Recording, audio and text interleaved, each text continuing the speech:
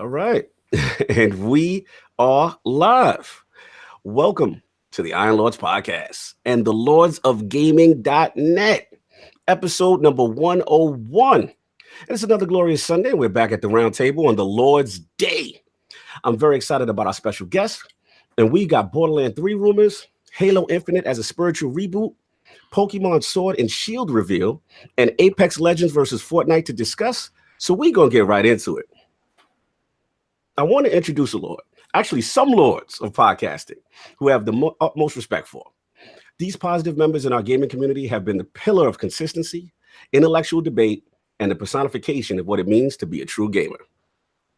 Introducing the panel and co-founders of the Four Guys with Quarters podcast, which includes one of the most knowledgeable podcast hosts in the game with the best Bostonian accent you'll ever hear, combined with everyone's favorite wisecracking gaming paisan, and finished off with the silent stream partner and COD noob killer extraordinaire, live from Beantown, Florida, and West Canada, aka Wisconsin. And for the first time, making their debut into the realm of the Lords together, my man, Lord Inferno 217, ItalianClownz, and ZPCI Assassin. Four Guys with Quarters. How are you lords doing? Doing well. I can't believe we're making this. I can't believe we are making this happen with everybody on the panel. This like cross production going on. We had you guys on the past few months. Addict, I know, gave me a little bit of flack for not having him on, but we'll have to get him on. Yes, I'm good, but I'm good. Wow, I'm good. Now, he's like, "Yeah, I didn't ask." Yeah, right. Exactly. What's going on, man? Glad to make this happen, man. Glad to make this happen on a beautiful Sunday here in Boston. So glad to make it happen. Can't wait to see you guys in what, like 3 weeks now? Not even, just about 3 weeks. Absolutely, man. No doubt. Absolute pleasure. LordCognito, man. How you doing? Good to have you back in the realm, sir. Pretty good. No calzones here, so a little bummed out. Oh, I hear you, bro. Usually gets me pumped up for the podcast. That's kind of crazy. that calzone get you lit? Yeah. Crazy. No doubt. That's what's up, man. And Lord Assassin making his debut. I'm very happy Lord Assassin's made it, by the way. How you doing, sir? I'm doing good. A little cold, but thanks for having me here today. I had to throw the West Canada shot. I'm sorry. I had to. It was like Clown set it up last episode. Yeah, it was too perfect. I had to, man. So glad you took it in stride. So that's cool. So normally we have the four horsemen of gaming, but one of our lords is down. Salute Lord Sav. He's got some family things he's got to take care of, so we'll hold him down. But we still got the rest of the lords at the round table. My co-host with the co-most, my brother from another mother, the difficult game conqueror, and the howl of the young wolf. My man, Lord Addict, how you doing, sir? Doing pretty good.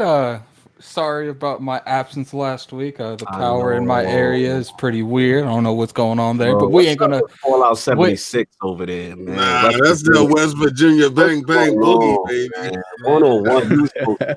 Look, all I know is I paid my power bill. I don't know what happened. He's like, it ain't me. Yeah, But somebody was eating off your line. They had to cut him off. but definitely, it's a new week. We'll have to see. I did notice one thing. I did miss my presence last week because you guys let King go a little too much last week, drinking bottles and stuff on the podcast. King had a lot in his glass. Yo, know what it was? Is I had to represent for you, Addict, so I had to give up all of that. You ain't feel that? It was two people worth. It was I was in it. I was shaking. He was holding it down, man. But yeah, man, so everything is restored in the town. Is the town good now? That's what I want to know. Yeah, right now I'm playing Kingdom Hearts 3. Oh, no doubt. And, multitasking. You gotta change his name, man. You gotta change his name, not to the difficult game conqueror, to the podcast and gamer at the same time, man. Yeah, simultaneous. Captain simultaneous. You gotta love it. No doubt, man. And of course, we have the Incredible Hulk of this, aka the Excess Gamer. Ooh. The Lord of Combat Sports, who is a man of his convictions. The man's nothing less than that premium experience and is the leader of the Fraud Alert movement. Ooh. Beloved Lord King, how you doing, sir? Yo, listen, yesterday, oh man, it was so much stuff. I was going to do a combat talk yesterday, right? And I just didn't want to fraud it out because me and the UFC is just like, it's not like back in the days where I used to know who was fighting for real. Like, I really don't know these dudes. I just have my favorites and I'm going in with crazy bias. So I watched the UFC card. Cognito was really pissing me the hell off yesterday because I was working at the same time. He is tweeting out. So he's tweeting out, oh man, that's crazy. That's crazy. So I'm like, bro, what? He's like very ambiguous with what he's putting in it. It's disgusting, brother. It's disgusting. So this for you. This is for you right here with your fraudness. That means hard.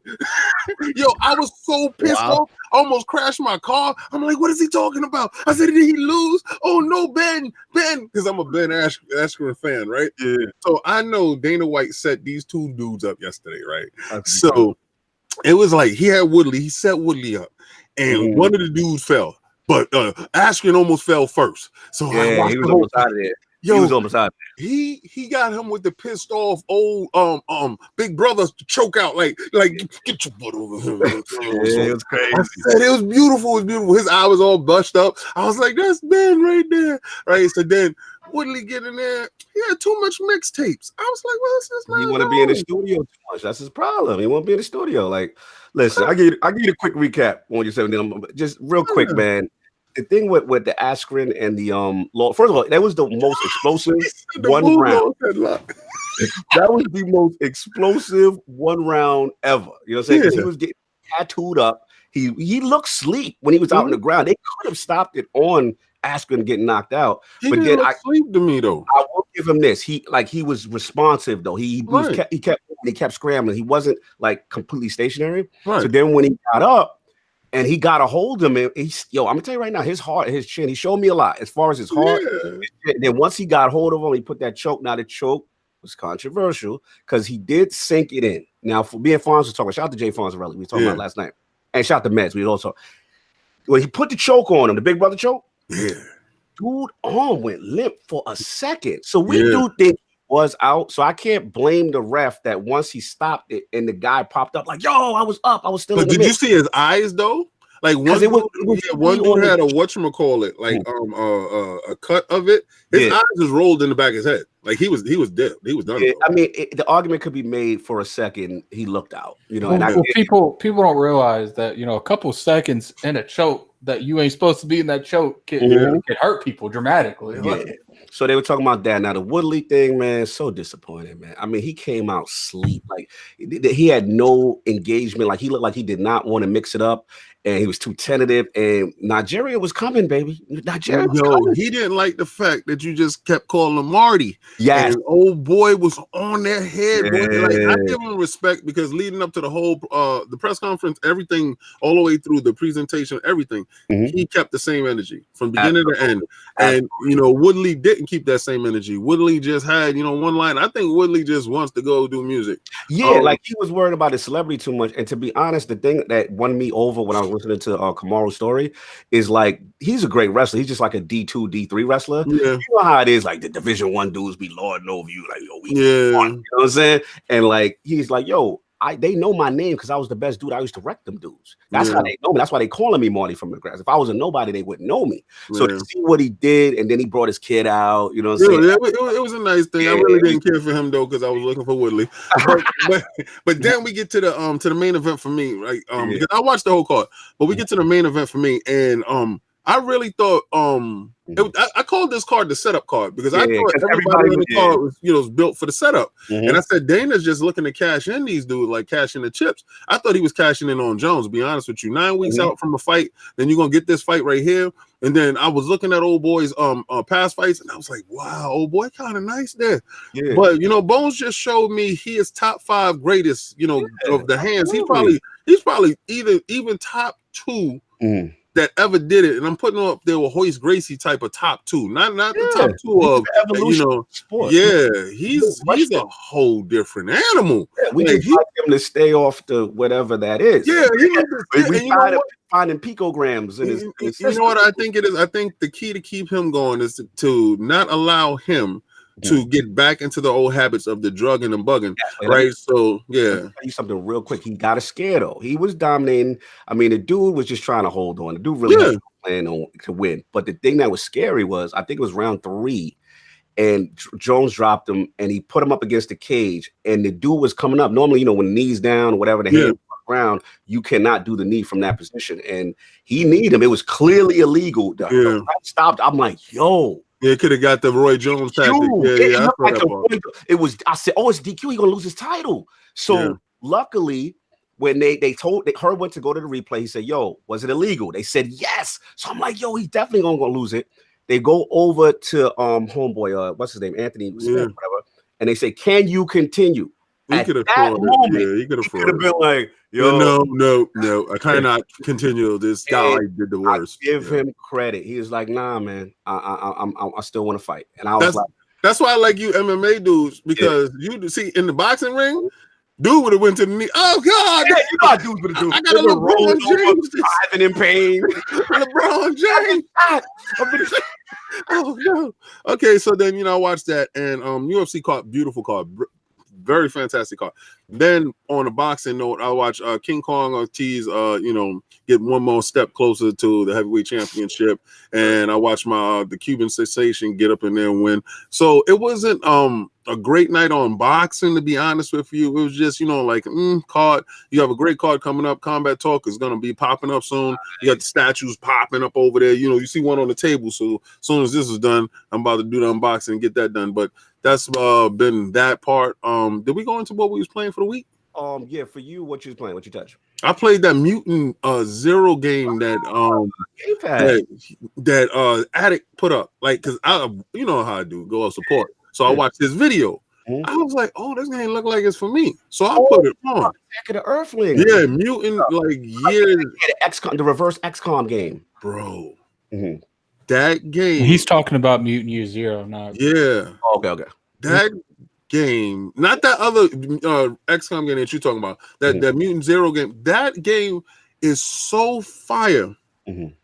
It's like hard to put in words. If you're into XCOM, and me and Attic was in a party chat talking while I'm playing the game.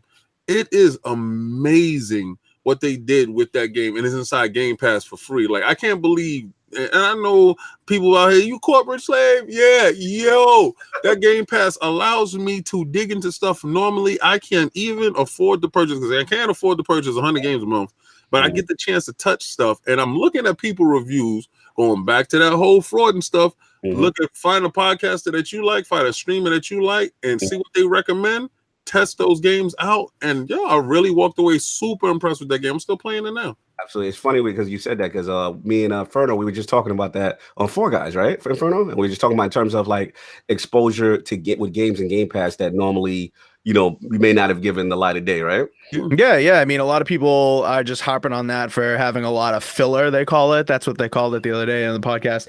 A lot of filler content. I mean, some of that filler content is actually really good. The only reason you consider it filler is because you're on the IGNs, the GameSpots of the world. They're giving it 6s, 7s. You're considering that filler. Well, go try it out for yourself. See if you like it. You know what I mean? Like, stop following the recommendations of people you trust, actual gamers, and not, people are playing like a million games a week, Exactly, like that lordsofgaming.net. Exactly. Yeah. Let me stop with the plug. But, that's pretty much it. Is zero for you, kid? And other minor stuff like Red Dead, which is like a snooze fest. But you turned on it. Fonz was with you last week. Now you turned on it. King's right. Red Dead's a snooze fest, man. Snooze fest. So dead. It's the horse. It's literally riding a horse simulator. I fell asleep with the controller in my hand. And you know what? I get really annoyed when people's like, just put it on cinematic mode. It looks way better. I'm like, no, I'm not going to put on a mode just to look at the horse riding from 4 different angles. I'm not about that. I appreciate that, Addict, because honestly, I thought it was me, and I'm like, am I not getting it? I said, but then it gets to these parts when you're in the open world, and after they finish the mission, they like, oh, you want to go back with your team, or do you want to go, go around the world? I'm like, okay, let me go around the world. Oh boy, then I get caught up in some BS, kill somebody by mistake. You know the thing I hate the most when people say it's an amazing game. You just need to play it for like 20 hours. What? Yeah, I got 20 hours? You mean to tell me I can watch the whole Lord of the Rings saga 4 times before I get into this game? Hold on. I need the quarters in here, man. I need the Lord's quarters. Lord Assassin, let me get Assassin. Assassin, what are you thinking, man? Like, how did you feel about Red? Do you agree, or where you at with Red Dead? The horror stuff extremely slow. But when we're out of the horror stuff, you're shooting people, dragging people with ropes, hunting animals. Like that's fun. But everything else, he's talking about cinematic mode the game. Take it down. No. All right, I got you. And Clown, so it's in the bushes for you, Clowns. Like you are. Yeah, I mean, there's a reason why cowboys don't exist anymore. They're all dead. They live a boring lifestyle, riding horses, hanging out with other men at campsites. I mean, come on. I love this guy. Yo, Inferno Clowns is just continuing his Red Dead slander from Four Guys. It sounds, is there an echo in here? Shit. I mean, like, he's literally continuing his slander. You should have heard him. He's welcome here anytime. Clowns do us the home, no doubt. So that's been King. And of course, we have the Lord of the Cooperative Gaming Experience and Gaming Ninja himself, the Shinobi LordCognito. Spreading that realness in the realm of the ILP, not telling you what you want to hear, but what you need to hear. So for me, tons of Division 2 open beta. Touched a little Anthem. I really wanted to touch, but then Destiny dropped that Season of the Drifter, that Vidoc, and I got hyped. So I had to start getting my character ready, and then went my Anthem time. So that was that. But Anthem in the bush. What are you talking about? Anthem time? Like most of the time you looking at the loading screen. What are you talking about? Anthem time? Like you only played for 5 minutes when you was out there actually sitting down trying to play for an hour. Cut it out. This is literally how you spent most of the time, isn't it, Cognito? You neither A, was on a loading screen, or B, waiting for your for your engines to cool off so you can start flying again. Listen, I have mastered the art of finding water sources and swooping down low. Oh, so now we're looking for water sources. Okay, I guess my Javelin. Shout out to my Iron Man simulators out there. We getting into freelancers. You know what I'm saying? The bushes are still loading for Anthem. I'm done. You know, Microsoft is still taking that money back. Like for that, they still you at the cusp of the hours that you can return the game and get your money back. Yo, shout out to Big Cloud Gaming in the building. Shout out to Stitch. Shout out to the freelancers in the chat. Thank you.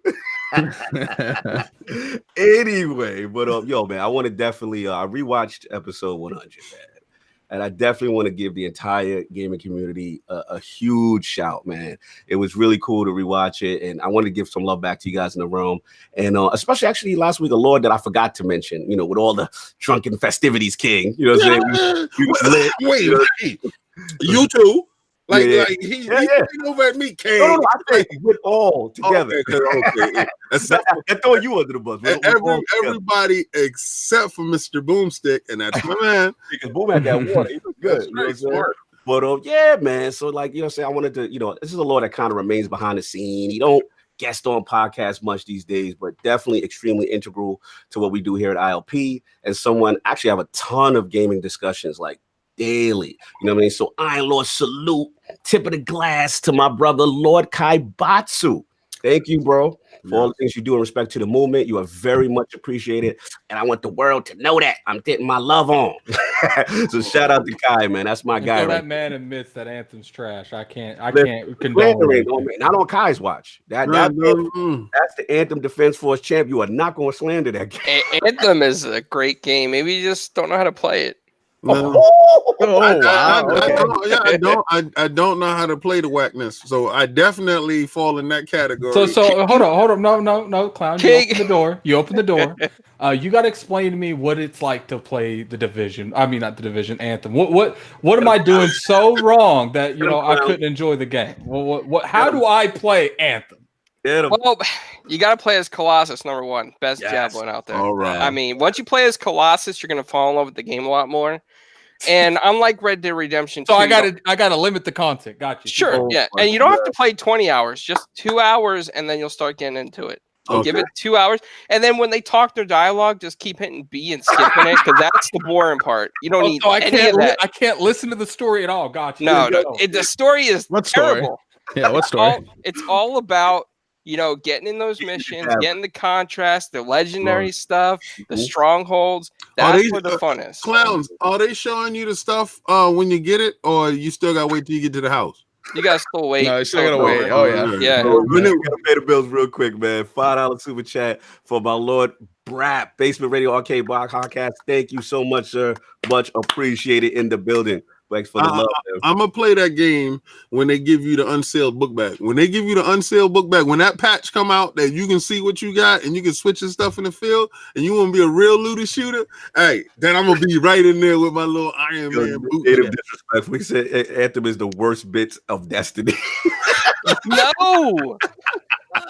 Yo, they going in. Yo, it's the worst bits of Destiny and Division.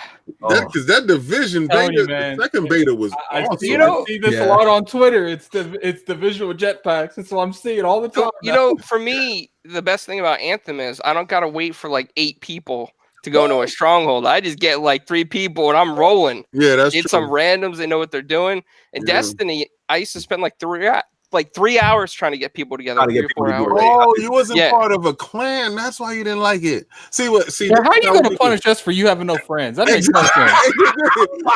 See, that's the point. See, but you know what? That's why we was embracing people. We stuck our arms out there. You know, shout out to the Cali team that's in there, J-Bone, Chris, and everybody. You know, we actually out there playing every day, so you will always have somebody to play with on Destiny. So, wow, I'm sorry, Chris disrespected Division hard. It's crazy out here. He got mad Division because he got Anthem and he knows I got it. He hateful right now. You notice like you can't be fan of both. Like you notice like it's a very divisive thing, Inferno, between these looter shooters. Red versus blue. Yeah, man. Dude, Anthem, man. Inferno's on the Anthem hate train. Don't listen to him. Oh yeah, absolutely. Not picking that thing up until it's like $30. So these guys have been begging me. These guys are begging me every day. Anthem, man. Yeah. Yo, Inferno, you said $30. I say EA Access. Really? Okay. So now that we got all the mushy stuff out the way and got into what the Lords were playing, I want to start with the Lords of Quarters. Some of their video game system history. Mind you, LordCognito has already received the royal treatment before. Please check out ILP 55 for his amazing gaming history, iconic Toys R Us stories, and the best dad in the business. But also, we want to discuss, the background formation of one of my favorite podcasts out there, those iconic 4 guys. So let's start with you, Lord Inferno. Your video game system history, kind of what got you into gaming. I think, what got me into gaming really was I have an older brother who is 11 years older than me. So he was really the one to bring the games into the house. So when that original Nintendo showed up, when like the Game Boys, the Ataris that I got to be honest with you, I didn't screw around with the Atari that much. That didn't really have my interest, especially when there was a Nintendo right there as well. Yeah, that one button they do it for you, huh? That one red button wasn't really doing it for me. But like also up here, just in New Hampshire, there's the biggest arcade in the world, Fun Spot. I don't know if you guys ever hit that spot up, but it is the biggest arcade in the world, and it has a ton of retro games. So I was totally into those. The whole top floor is all retro games. None of that like, Time Crisis or any of that, recent stuff. It's all old stuff. They have it all sectioned off by publisher and developer. They have like Namco sectioned off, Nintendo, Sega, like they have it all sectioned off like that. So you guys should. Well, you guys probably aren't going to be here long enough, but it's like 100. It's still going on. It still exists. Yeah, it still exists. It's the biggest arcade in the world. It's like an hour and 30 minutes north of Boston. Yeah, it's in New Hampshire, so yeah, it's kind of far away. But oh no. Yeah, I gotta reach out to old school style. I think he's in New Hampshire. Let him know. There you go. But yeah, I mean, that's kind of how I got into games, because actually before I even played games like in my home, I was playing in that arcade. So I was already like getting the bright lights, of the arcade setting. And I was like totally into video games because of that. And, when they finally got home and I got those arcade ports like Circus Charlie, like I can remember distinctly playing that on my NES, the original Super Mario Brothers, like Donkey Kong, like when Duck Hunt, that arcade still has like the combo Duck Hunt and, what's the other one, Clowns? That's with Duck Hunt there. The cowboy one. I can't remember the game, but it has like all those old school ones that made their ports to NES, and that's when I kind of like started gaming at home and really enjoyed like some retro gaming. So what's up? Obviously. After that, just bought everything I could, really, Okay. So what you transitioned from the NES? What did you transition to, if you can remember? Did you like hit the 32-bit era, or you skip? Or no, absolutely no. I never had any SNES at launch. I was a Genesis guy. So So with the Sega kids, let's go. It was all Genesis, and even when is some early with Nintendo, remember that? Absolutely. Oh my god, how can you not? Those are the good days of the console wars, and this BS we see now. But and so transitioning like with Sega, staying with Sega, like I was one of the few people that had like a 32X in my area, so people were like coming over checking that out. 32X, get some flack. It had some good versions of some games, like some of the fighting games on there, fantastic. You ain't playing right now, you love anything to boost that Genesis up was fantastic. That CD, fantastic. That 32X on top. Did you get the 32X combo CD? Yeah, absolutely, dude. 32X CD, baby. It was like the Power Rangers, like all the Zords coming together. You know what I mean? Unite, baby. Yeah, absolutely. So I had that, and it took a while for me to go over to like a PlayStation or something like that. I held on to the 32X CD for a while. Actually, I didn't have a PlayStation at launch. Yeah, committed to 32X. Wow. Yeah. The Sega CD I thought was pretty cool. Like the give me some games. Like the real-time video stuff. Actually my favorite, I mean, this may sound cliche, but I still even play it to this day, is Sonic CD. I thought that was an amazing Sonic game. And that's probably my favorite Sega CD game. And then, when the Saturn came out, like I really wanted that thing, and it took me a while to finally get one.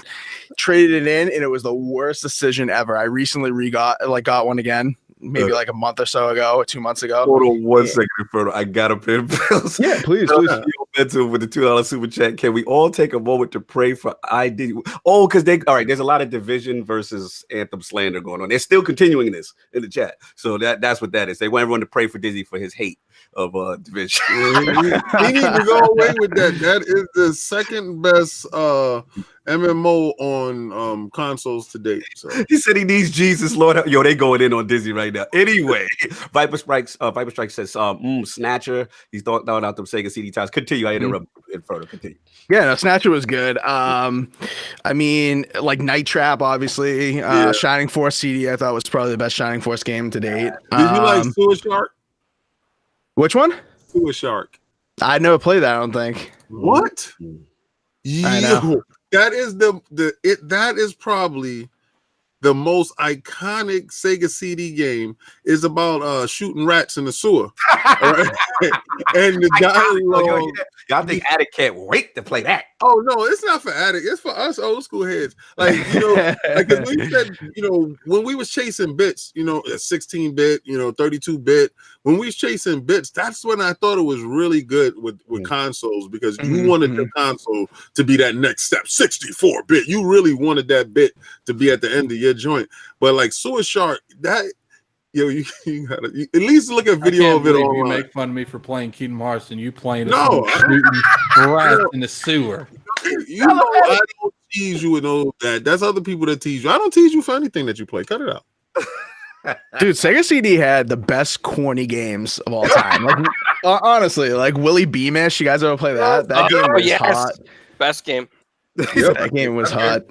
And it had some good fighting games too, like Eternal Champions. Yeah, exactly. Like other corny games like Wonder Dog. You remember that, Clowns? Yeah. I know you remember that, Clowns. That came with the Sega CD, right? Wonder Dog? Yeah, that came with it. Yeah, it came with it, exactly. Yeah. I think mine came with that music CD with In Access. Mm-hmm. Oh yeah. I had the Marky Mark and the Funky Bunch one too. No, they did not. Yep. Yeah. That was like the full motion video, like very good quality music stage. They were really taking advantage. They didn't necessarily bump the graphics up in my opinion, but they had so much ambiance around the game with video and music that it was real quick. Again, got to pay the bill. Shout out to Raymond Morrell, $5 super chat. Anthem is the load screen simulator, and Division 2 is somewhere in the bushes awaiting a patch update. You missed one too. Neo Meadow said, "Can we all take a moment to pray for Dizzy?" Yeah, I got that one. You got that. You was unfocused playing your game. No. Okay, I'm not playing a game. I'm eating. No. Oh, now you eating. Now I'm You can't eating. stop. Your contribution to listening to Inferno. Look, at least I'm open with my eating. No, you know on what the you podcast. need to do? Put your camera on so we can see exactly what you're up to. Be monitored. You got to hit that PayPal. I'll talk to you guys later. Inferno. So 32-bit era, and then you said it took you a while, and then you kind of transitioned over to what was it? Now was it a PlayStation? Or what actually, funny story about the N64. I'll tell you is that the N64 had come out. It was like 96 or whatever. N64 comes out, and I had no clue that we were gonna get. Me and my I have a brother that's 1 year older than me, and then a brother that's 11, like I said. And then the brother that's 1 year older than me was like, "Oh, if we get the N64 for Christmas, it's mine, and if we don't, then you can have the Sega 32X CD." I was like, "Deal, right?" Because I never thought my parents would get one. Because if you remember back then, the N64, that thing was impossible to get, man. That thing was so hard to get. And of course, my brother unwraps an N64, and I was like, no, like, no way. There's no, like, obviously, I didn't want to go with that bet, like him having the 64, right? Absolutely. But, like, with the drought of games with the 64, like, I played Super Mario 64 for a little bit. We had Pilot Wings or whatever. It had a drought. You're right. Yeah. Yeah. I mean, I think it launched with only like 3 titles or something. Like, it was ridiculously low title count. And then, the games were expensive, so I didn't want to use my Christmas money on those games. So it was like, okay, I'll stick to my Wonder Boy and Willie Beamish for a while. And it wasn't about that life until they got it. No, exactly. I mean, but 64 was hot. I didn't have a PlayStation for a very, very long time. Very long time, maybe like 4 years. Wow. Yeah. It took a long time for me to get a PlayStation. I was committed to that 32X CD. Wow. And I was. I mean, obviously the PlayStation stuff was awesome, but I just in terms of just like buying games, and I already had that, and I didn't want to like start over with something new at that age. You know what I mean? And so great. and then now here's the thing. So obviously a lot of us in the community, we know you as an Xbox. I won't say the Xbox guy. You play everything, but you're big in the Xbox community. So like, how did that love for Microsoft and Xbox start? Like, what was the kind of thing that did it? Man, honestly, I don't even know how I decided to get the original Xbox. I think it was coming out, and if you guys remember back in the day, EB Games was doing like you had to buy like a 3-game package. Mm-hmm. When you pre-ordered it, it was like $600. It came with like another controller and 3 games, something like that. Mm-hmm. And I grabbed that, and I thought Madden on that thing was just like too legit. After I played that first Madden, I was just like, okay, this is real. This is real. Mm-hmm. And I don't know. I think my parents were just not that I had to like necessarily get their approval, but like I always kind of looked to my dad and my older brother for guidance on tech and stuff like that when I was younger. And Microsoft was obviously a name you could trust then. So I kind of just grabbed an Xbox, and then obviously the 360 kind of speaks for itself. You know what I mean? Especially when you were kind of like late on the PlayStation bandwagon. I didn't even have a PS2. Mm-hmm. Probably didn't get a PS2 until like 2003. So I was pretty late on the PlayStation bandwagon. So even this gen, I don't think I got a PlayStation 4 until like 2000. What was it? Assassin, like 2015, maybe? Yeah, somewhere around there. Yeah. So okay. Yeah. This is interesting history. And now that I see the Assassin chime in there. So I want to get him too as well. Like, what about your gaming system history, Assassin? Like the young gunner. Like, what got you into gaming? So I started with the N64. I was really young when it came out. Mm-hmm. Played a lot of Super Mario Bros. 64 with my mom. And Mario Kart. Nice. Some Pokemon Stadium, and then Hey Pikachu, which I still don't know how that works, because you got to put that headset on and talk to Pikachu, and I'm like, and it never seemed to work, so I don't think I got far. And then later on, I got, I think, the Game Boy Color. Okay, my handhelds. Finally, people talk about handhelds. Yes. Continue. I'm sorry. I'm excited. I forget the games I played on it, except hey, watch King. Somehow Switch is going to get brought up into this now. Continue. I used to play like a lot of Pokemon Crystal and Zelda Link to the Past, which and there were some other games, but I don't even remember them. Then I went to the Game Boy Advance. Nice. Unfortunately, I sold to GameStop for the PlayStation game Meg or whatever. Massive Okay. action. Wait, Mac, that's the one that was frauded. Like it had like 100 players or something. What's that? Yeah. It was a terrible decision. Yeah, that's bad. So when you went, they traded Wow. Boy Color all your games for that? Yeah, I was young at the still like really young. Those were the days when you traded games in. Those were the days when you traded games in. It was like a quarter, right? They'd be like, "Okay, this one's worth a quarter. Here you go." They take that coin, they hand it over. Track stories, King. Remember we used to do stupid like that? Yo, I shut down GameStop with Xbox, right? So you know when the Xbox was coming out, right? So they said if you bring in DVDs, that you get for every DVD that you bring in, you get 50% on the next DVD, like for store credit. I brought in I had the football bags, right? You put your football equipment in. Oh my god, wow. I brought in 2 football bags. They could fit full-size bodies, right? Wow. I brought 2 football bags in full of DVDs. It was like 2,000 DVDs. Yo, the dude at the counter was so pissed off because he had to buy what was on the You gotta take advantage of them. They counted everything. They scanned everything through. Everything went in. It went from 2 shifts. It went from the morning shift to the night shift. Right? listen. I got 2 Xbox 360s with every game for like 2 years. Dude, and then right then and there is the reason they stopped that promotion. You know that. Right now. Shut you right down. That manager sent that email like, look, people are using this. Stop.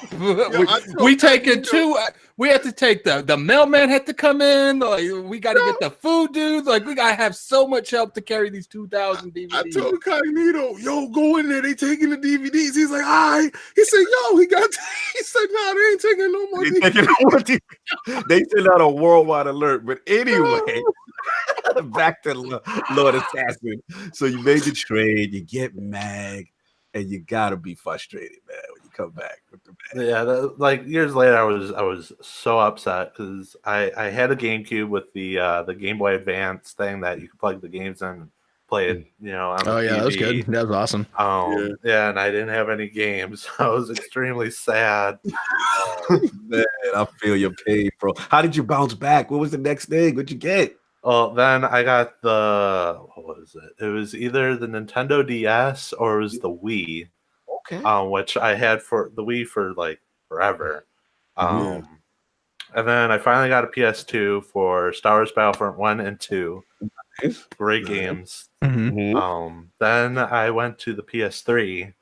Okay. Then there was so you threw $600 down for that PS3. Ooh, I waited a few years. I got when the Slim came out. I got you. So I got that. The one with the Spider-Man logo on it. You got the other one. I remember that one. Mm-hmm.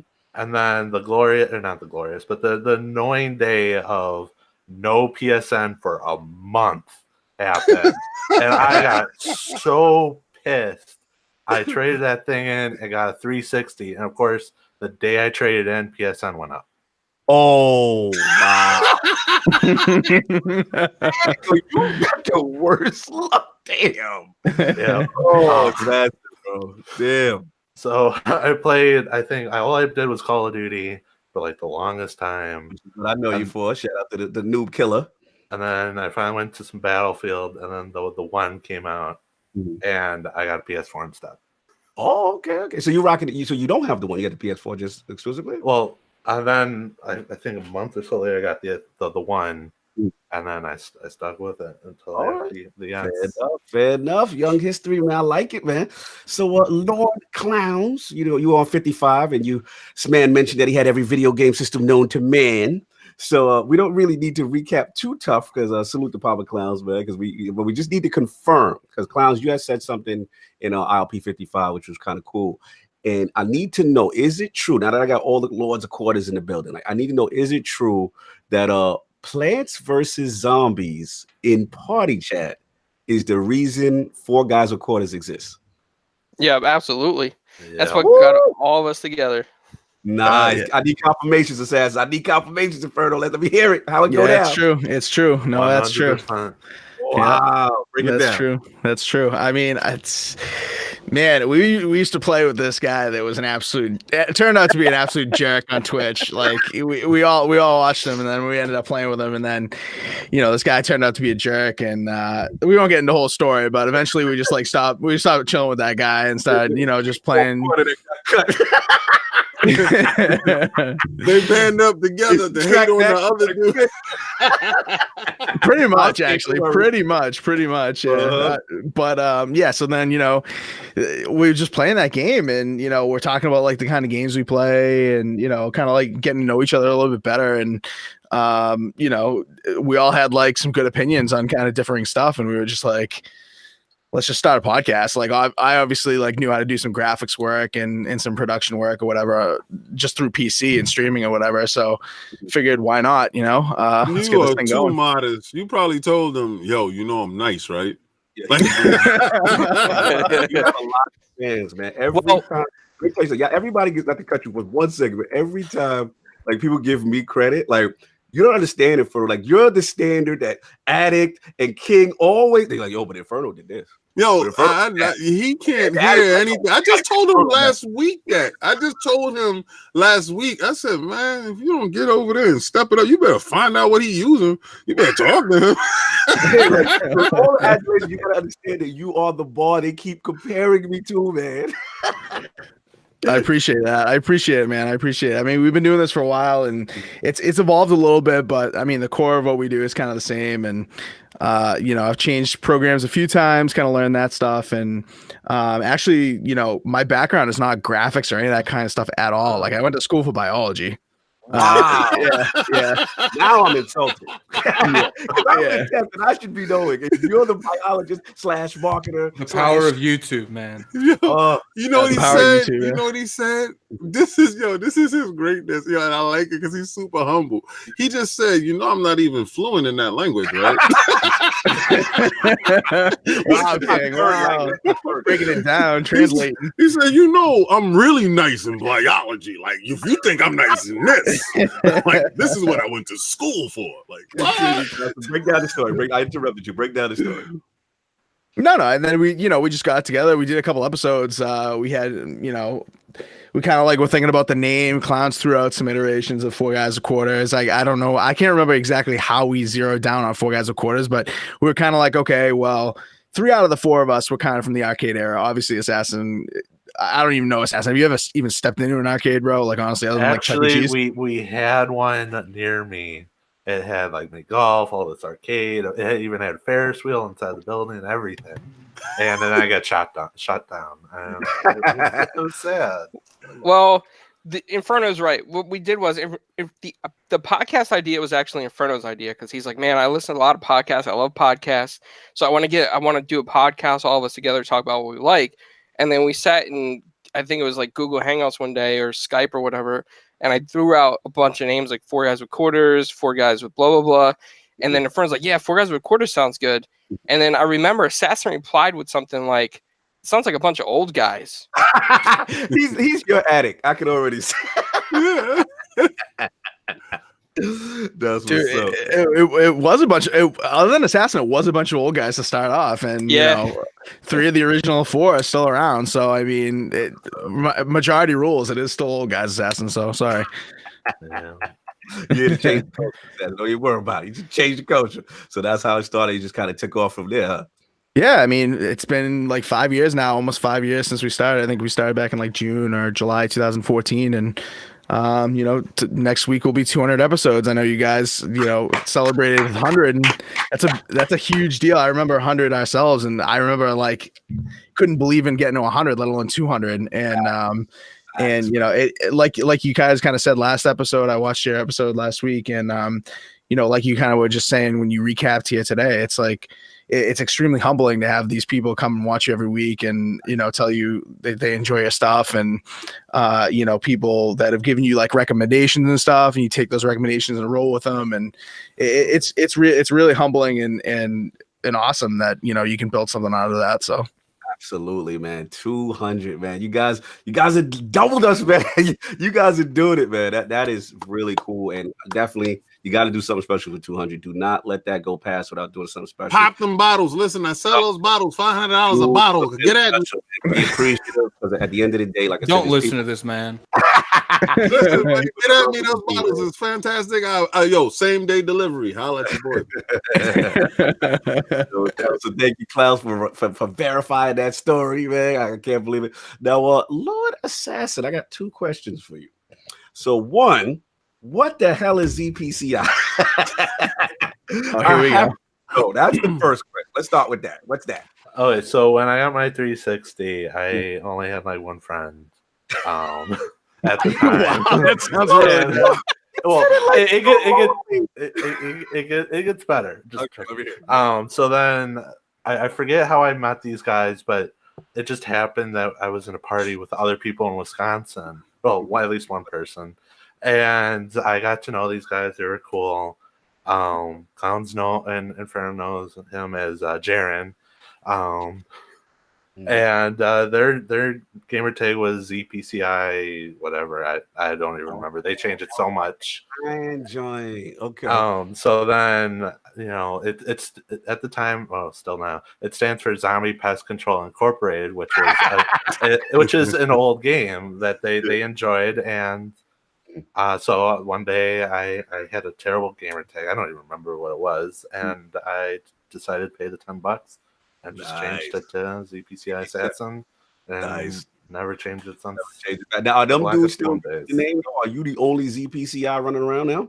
Oh, so one of my friends who got a 360 later on has his name as ZPCI Madman, but the other guys changed it. Oh, they're not loyal. Yeah. So. Yeah, it's like you the only guy that got the tattoo. That's like we all gonna go get tattoos. Yay! Oh no, just me. No, I always want to know it. It's a zombie. What is it? Zombie something? Zombie Pest Control Incorporated. All right, I got it. Now the second one, a little bit of more of a serious tone. I got a question for you, which was I wanted to highlight like the awareness that you actually bring to the colorblind gaming community, and I really respect you for that because especially how you make the developers aware, and I guess my question to you is like, in your opinion, do you think that these options are actually improving for gamers? So when they're actually good options, which 99% of the games have terrible options. DICE does excellent work with almost all their titles. Battlefield 4 and 5, I don't know if Hardline, but they do beyond anyone else. So Battlefield, you would say DICE is like one of the top up there as far as they set the standard, and everyone else is just here on the floor playing dead. Well, for instance, Apex Legends, right? They have this ping system and this whole like colored loot. You turn the colorblind options on because I'm red-green colorblind. So when someone pings an enemy, it turns red. Well, when you turn those colorblind options on, the red goes to red. Oh, so it doesn't do anything, and I can't see anything. I think it's tier 3 loot, which is supposed to be purple, turns to blue. Tier 2 loot, which is blue, stays to blue. So it's really kind of annoying to kind of different, what loot's loot. Call of Duty, for instance, when you turn it on, the enemies turn yellow, but then you play in a desert map, which is yellow. You can't see anything. I got you. Or Anthem, everyone's favorite game. You turn that on, it makes the white people extremely white, like albino white. Doesn't change anything else. It just makes them albino. I'm like, that's not even red and green to begin with. Wow. Hold on one quick second. I just got to pay the bill. Shout out to Fastback OG NLG podcast with the $25 super chat. Wow. Missed my Iron Lords, the last dude. You missed episode 100. Hit that like and subscribe. These great entertainment, positive gamers, and throw these Anthem hater opinions in the bushes, Lord Kid. So Kingers go, yo, thank you, brother. Fastback, man. That's our NLG fam. I see a lot of you guys in the chat. Thank you so much, bro. But now continue, Lord Assassin, because it's important, and I'm glad you highlighted it. That as far as Dice and them being like one of the top guys as far as the colorblind community. Now, I just wanted to mention, I know you're not probably a Destiny fan, but I did recently see with their next season of the Drifter content, they have like these armor sets that are like specific colors that's going to kind of correspond to specific roles they're going to introduce.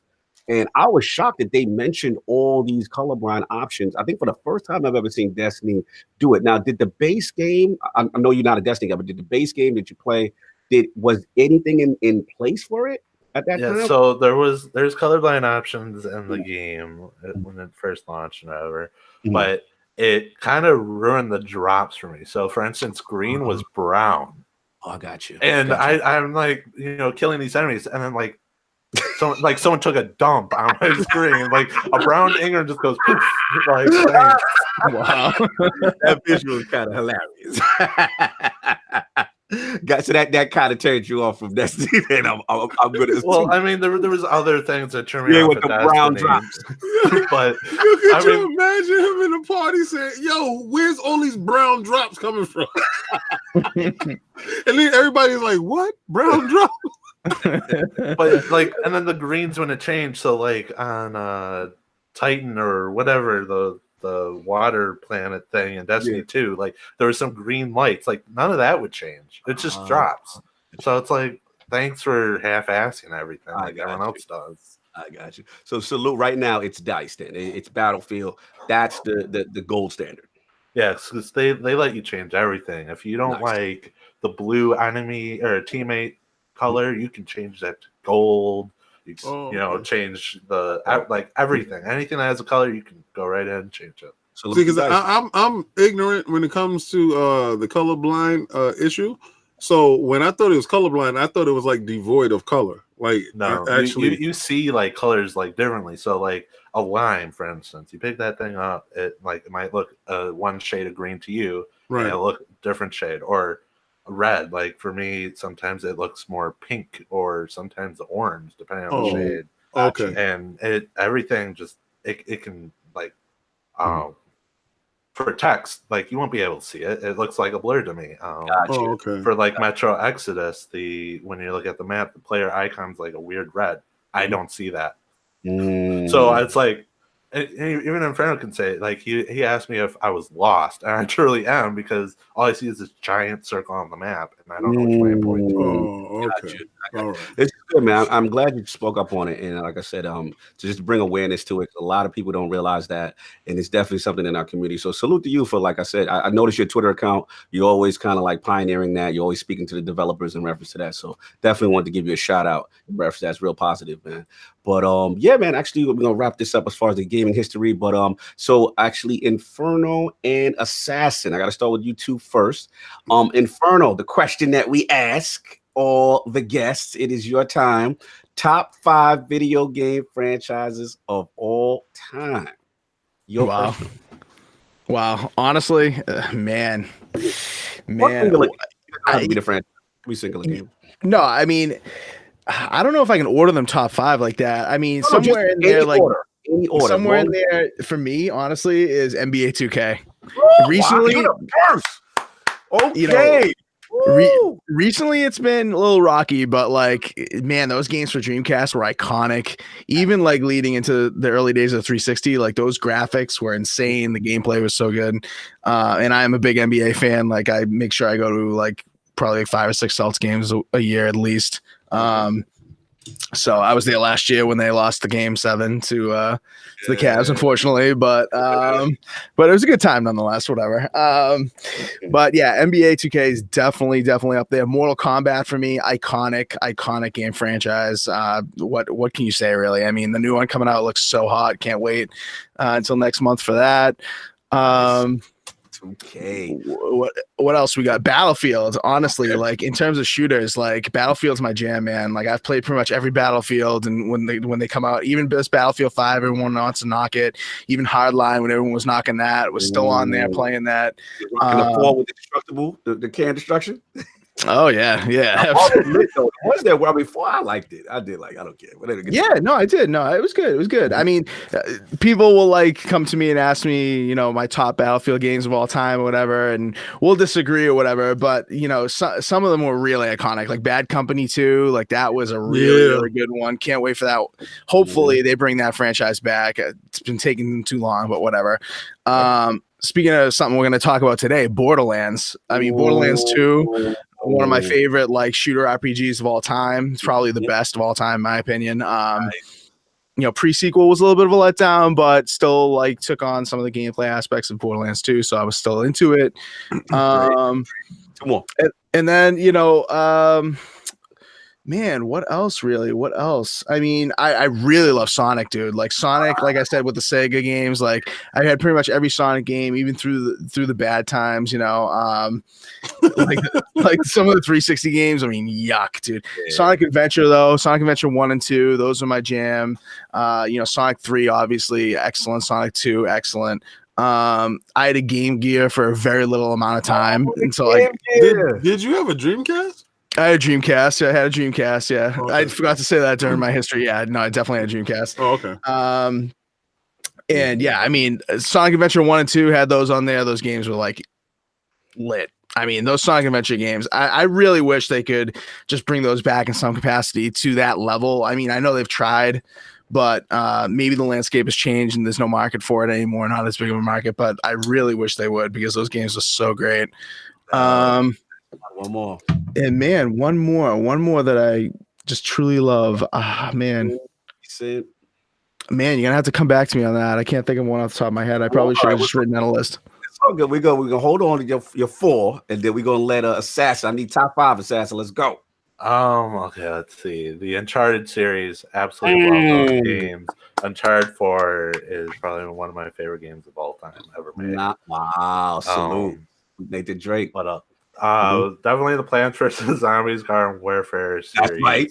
I've been giving that game a lot of crap recently, but I mean, I have a lot of memories with that game and some really annoying ones, like getting ripped off the world record for coins. What else? Versus Zombies, Uncharted. Call of Duty. I know everyone's like, "Oh, Call of Duty." Wow. I play that game so much. Trying to set up a pay-per-view match with my young gunner MJ the Boss versus you, but Inferno said he's gonna get killed by you. Yeah, that's not. Yeah. Inferno said I shouldn't do it if I need to protect my young gunner's life. Yeah, that'll be, to put in King's terms, that'll be a round 1 knockout TKO. Boss, we gonna train, baby. I'm gonna train MJ the Boss. I heard about you though, Assassin. I heard you. It's legendary what you do out there. Yeah, Assassin in his name. You better leave that man alone. Man. What else? The Star Wars Battlefront games, the old ones, not the new ones. They always will have a place in my heart for the old ones. And then probably the Rock Band / Guitar Hero games. I can't play those games anymore due to some nerve issues, but that was your joy. Used to be jamming. Yeah. That's what's up. Inferno ain't letting you off the hook. Come on, man. One more. Let's go. Man, dude, it's just personal to you. There you gotta be world now. Just maybe something. I'm trying to think of something that has like a good story that I could like. Heroes, right? You know what I mean? Dude, Rock Band was actually a great one, dude. I used to host Rock Band parties all the time. So there you go. What's up? You hosting parties? He's also a beast at Smash Bros. Just say the adventure of Snoop Dogg. He's struggling with it. Assassin, what do you think is on his list that you think is one of his favorite games of all time? And Clowns, what do you think is one of his games of all time? Anthem. Just kidding. Wow. Anthem is top 5. Bush is bound.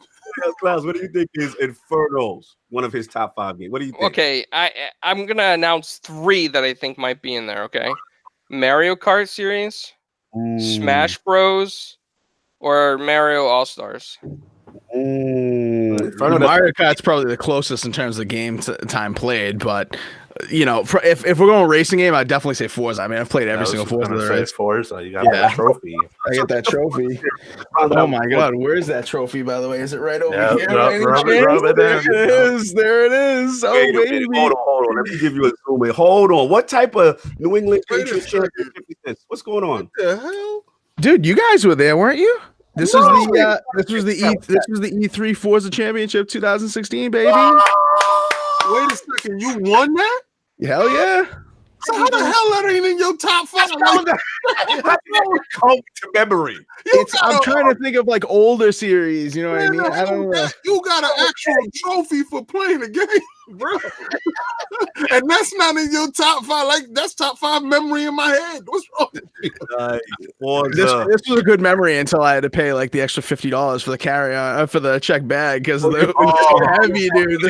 This is heavy. But no, dude, that was a good moment. That was a good moment. Like, what's up? That look fire. That look fire. Did they etch your name in it? No. That does not my name. It just says E3 2016 champion. It's probably not going to come through very well in the video, but no, it came through very fine. It looked like a Lombardi, son. Yo, guess what's up? Y'all guys out there in New England getting all these trophies. Yo, Anchorman said, "Kid, where's your trophy at, kid?" I don't got no trophy. What the hell wrong with you, Anchorman? Where's your trophy for 76? In the bush. Anyway, LordClognz, we're gonna let you end this segment off, man. Now, last ILP, like I said, you were on your top 5 was specific. I'm gonna throw it back at you. I just want to know if anything has changed. Your top 5 at the time of ILP 55 was Super Mario, Mario Kart, Donkey Kong Country, Battletoads, and Double Dragon. Has anything changed, or shall that remain the same? Well, now that I got many weeks to think between, I should have put Mega Man in there. So let's knock Donkey Kong out for Mega Man. What? Wow. Okay. We updating right now. I'm updating it on the fly. All right. Yeah. So Mega Man is building, and everything else retains its spot. Super Mario Brothers, Mario Kart, Battletoads, Double Dragon, and now Mega Man. Yep.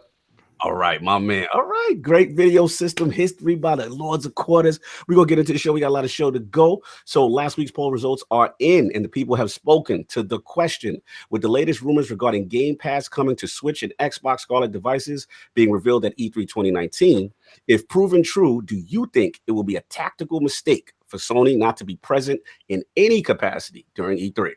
The winner of the ILP 3-well poll at 69% is the yes. Scarlet Head Start and Switch partnership will provide huge momentum group. Coming in at second place at 27% was the no. Sony is still the dominant force of this generation. Their games will dictate the gen group. And coming in at last at only 4% was I don't care. Next gen doesn't really start until Google says so. Who participated in the poll? LordClognz, what do you think about this? As far as E3 is concerned, I'm more excited about PAX nowadays. So I really don't think it's going to hurt Sony in any of the least by withdrawing from E3, as long as they still got stuff to show at other conventions. Okay, fair enough. So you think they can survive the any type of onslaught that comes their way, as far as E3 is concerned? Yeah, I mean, they're still selling systems, so absolutely. Hasn't hurt them yet. Not true, they have been declining, but let's go. Lord Addict, what do you feel about this poll? Do you think that they can survive but not being there with the whole news, these rumors coming out with Xbox, Nintendo, Game Pass, yada yada? Well, I mean, I don't think it's going to destroy their momentum or anything like that, but I do think that it just depends on what Microsoft and Nintendo do. If the thing is what around E3, one of the biggest advantages that Sony had is they were the next day. So pretty much they would stop the momentum of whatever Microsoft did it in a day. Now you're going to have 2 whole days that people are just talking about Microsoft from Sunday to Tuesday. I don't. If they go to other events, I get it. You want a presence in every corner of the world. but everyone around the world looks at E3. Gotcha. So I just don't understand how you would, if you have any kind of supposedly right now, The Last of Us is coming out in October, some kind of leak. I don't know. I doubt it, but let's say that does come out in October. Like, that game don't necessarily need to be, shown at an event like that, but they could literally go out there for 30 minutes, show a giant gameplay of Last of Us, and show an October release date, and that would satisfy people. That's a good point. That's a good point. I mean, supposedly Death Stranding's coming out. Like, if people's like, oh, they have nothing to show. No, release dates, they've been doing the same thing for years. They show the same game for 2 years, and the third year, they show all the release dates. So you think they could literally just stick to that formula, show a release date, have a new trailer, Last of Us, boom. We haven't seen nothing about the multiplayer of Last of Us. Fair enough. We've seen one good trailer of Ghost of Tsushima. Like, there's stuff they could show, but I honestly and truly think that, they got butchered for last year. I think last year's E3 conference might have them pulling out of it. Like, because last year's E3 conference, I ain't never seen someone go at Sony like I did last year. Yeah, it was rough. I mean, again, Phil had them off they deemed. Oh my. Here we go with the Phil. But I don't necessarily think they're going to be hurting. But if Microsoft comes out for a really good show, it's coming. It was a really great show last year. Hello. If they show off a really good show and there's nothing to combat that, like nothing at all. Nah, you ain't got for let's say that Nintendo shows Pokemon Direct and that they show some Pokemon. They show Pokemon, they show Animal Crossings. That's going to be big for people. They show Reggie walking out the door. Oh my God. That's going to be big for people, but people really, it's about the third parties. He's like, I got to get out of here. Phil want to tear E3 up. Reggie conspiracy aside, and I do think that to a point, people are going to Microsoft's, because a lot of things that these platform holders are used is like, okay, one of the incentives they use to do marketing is like, we'll give you time on our stage at E3. And like, you're not giving your third parties that advantage that you're doing the marketing with.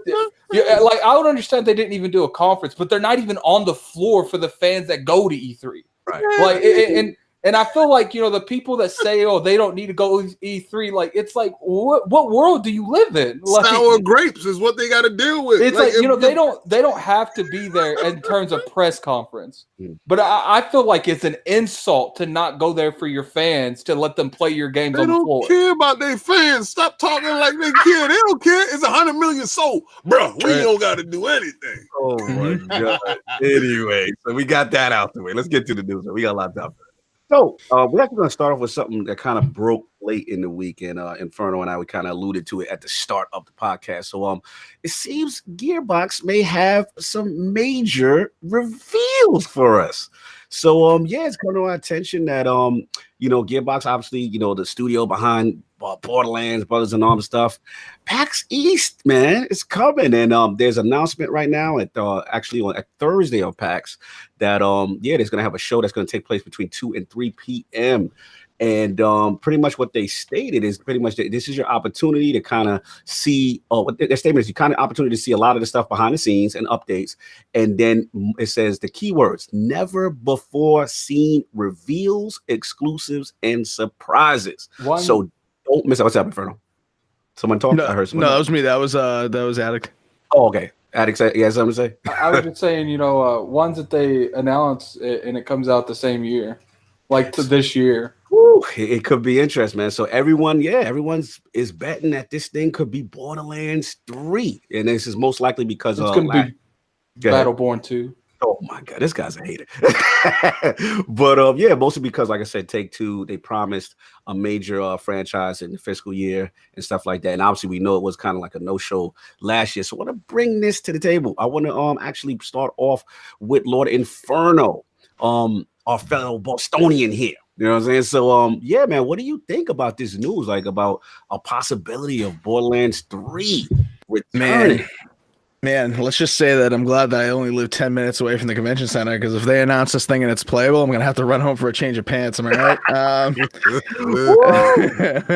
But for real though, I think it is it. I mean, listen, they said they were working on it back in 2016. It's been 3 years now.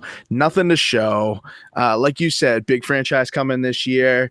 They got to make a splash. It makes sense that they're doing it on the Thursday, pretty early on.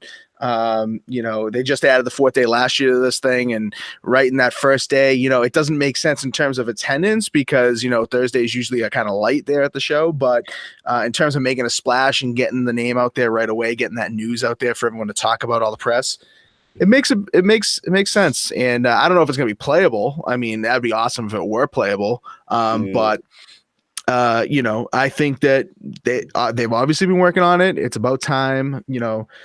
Addicts joked around saying Battleborn 2. Battleborn obviously underperformed significantly. I think they expected that to do a lot better. And I think maybe they were actually prepared to release this, a little earlier, but they probably couldn't because of like the Destinies and the Anthems and the Divisions coming out, kind of changing the landscape of what that kind of game could be, not necessarily thinking that Borderlands is going to take some notes from Destiny and become like a true looter shooter. But I mean, like, it was kind of the grandfather of those games, right? In a way. So maybe they were ready to kind of come out in one form, but then they saw what was going on with those other games and said, okay, let's go back to the drawing board a little bit. Let's not release our trailers or anything. And let's, maybe add some new elements to it that kind of fit in with what today's landscape is for looter shooters. So who knows? Interesting. I hear what you're saying. So almost like you're almost coming with they may reinvent themselves to an extent. It's kind of where you're going to. Exactly. Show a little bit of evolution, because I think if they come out the gate, with Borderlands 2.5, essentially, people will like it, but it won't be. People will be asking, what's new. You know what I mean? We don't want just 4 new Vault Hunters. They want something new, and something worth it. So I think gotta call someone out in the chat. Shout out to Lord Anchor, man. He says, I call this the kiss of death, y'all. Remember this, y'all, who watch this podcast. It's March 3rd. Episode 101. Episode 101. Anchorman V has given Borderlands 3 the kiss of death. He said it is the Destiny killer. Every game he says is the Destiny killer has failed. So here we go. Shout out to Anthem. He threw Anthem, he threw Fallout 76, he threw Division 1. All these were his Destiny killers. And now added to the unfortunate list is Borderlands 3. The bushes calls thee. Fallout 76 is a killer, but it's the Bethesda killer. It's not that Destiny killer. Anyway, thank you, Inferno. I want to get let me get Assassins and Clowns. Let's get Assassins. What do you feel, man? Are you hype about this, man? If it's Borderlands 3? Well, watch it not be Borderlands 3, and it's like Borderlands Battle Royale or remaster of the first game. Assassin! Stop! Right now! Don't do that. Don't do that, man. Don't do that. You would destroy me with that, Assassin. You know that? We need more Battle Royale, baby. You don't need no more mumble rap. More Battle Royale. But just think about it. Battle Royale with claptraps and psycho midgets. That sounds awesome. Let's get it. That sounds fun. You know, it'd be even more awesome. Borderlands 3 plus Battle Royale. Okay, no. I'm with you on that. If it's an additional mode, I'm with you. I want it to be the only mode because I want to see the world burn. Oh my god! I can imagine LordCognito on Twitter after that's announced. I'd be destroyed. Shout out to Slow Mo. He said, "I feel Borderlands 3 is in development hell. It's been supposed to be revealed so many times, it ends up not showing." So, Assassins, you really don't think you think this could be a battle royale game? You really? No, I don't think it's going to be a battle royale game. I was just throwing it out there. I think it might be a remaster of the first game, to be honest. Really, almost like some Handsome Jack kind of thing. Like, what you think? Because then, like, when the remasters come out, like if there was enough interest, they would throw that out. And I think a few months ago or whatever, it came up again or something. I don't. No, you're right. You're right. It did. If that happened, do you think people would be upset if it's just a remaster? I think if they give it the love like maybe Resident Evil 2 got, not to that extent, but gave it more love than here it's 1080p or 4K and go play with it. Give it more love, and I think people would be all right and happy, but not like as happy as like Half-Life 3 came out. Got you. Clowns, how excited are you about this potential possibility? Oh man, if it came out, I'd be ecstatic. Like I'd just sit on that game forever, trying to create my own new guns constantly, through the PC somehow. But yeah, I mean, I love that game. I still go back to Borderlands 2. Like I think it's one of the best games that has ever been created. Agreed. I agree. Oh, all right, King. I need to hear something because I don't know where you stand. As long as you can pick up your guns and switch them off without going up to space and into the house, I don't care that. I'm gonna keep it real with you. You in? Yeah. As long as they don't add jetpacks to it and try to make it like it's a new crazy thing. I think it's gonna be exactly what it is. My son plays Borderlands right now, so he finds it to be amazing. And with the million gun thing, I thought it was really nice. So I like the game, I like the storyline, and yeah, I would love some battle royale in there. Mix it a little battle royale, sprinkle it on top. I'm about that. Big little crack on it. But let me ask you this though. Now, King, you kind of in that mode where like sometimes if a game doesn't have PvP and it's PvE only, you tend to throw it in the bushes. So could a PvE only Borderlands satisfy you? No, hell to no. It won't satisfy me. You know why? And it's not only just for me, because really, all right, see, this is where my fraud meter comes in. Because yeah, exactly. I don't really pay PvP, but everybody on my gamers list does. So if Chris is playing, he's playing Trials or whatever. He's really pissed off with Destiny right now. That Trials joint. Yeah, I'm living. We're living. He is so pissed off, and I'm like, why? Because I don't get that part, right? It's the hard have nothing the equivalent of a Nightfall, no equivalent of a raid for the PvP community, and it sucks. So that's what he wants, right? So, but usually when they're playing and they'll pull me in, I'll play with them. So, but when Mayhem comes up, me and Monkey in there, like we can average right now, like we can average, like so we'll jump in there. If you don't have that aspect of camaraderie, community, friendship type of thing, you get like 80 of your friends or 60 of your friends, and you're going in and just wreck shop or have fun, like running tears. We're on a 6-game winning streak. If you don't have that other aspect to your game and you just limit it to a horde mode, I'm sorry, like the competitive nature of some people is so great that they need to dominate another person in order to achieve that level that they're looking for in their video game. So if it's not there, it's worthless. No doubt. Now, Lord Addict, what's your history with the Borderlands series, and how excited are you if this is true? I like the sirens. That's about all. Thank you for your lack of contribution. I answered the damn question. No, like that's literally all. Like I like the sirens, and that's pretty much like the only people I play in the games. And I never beat the second one. I don't think I've played much of the pre-sequel. I beat the first one. That's literally my entire history with Borderlands. Really? So, all right, let me ask you the question I asked King though. What if it's Borderlands, right?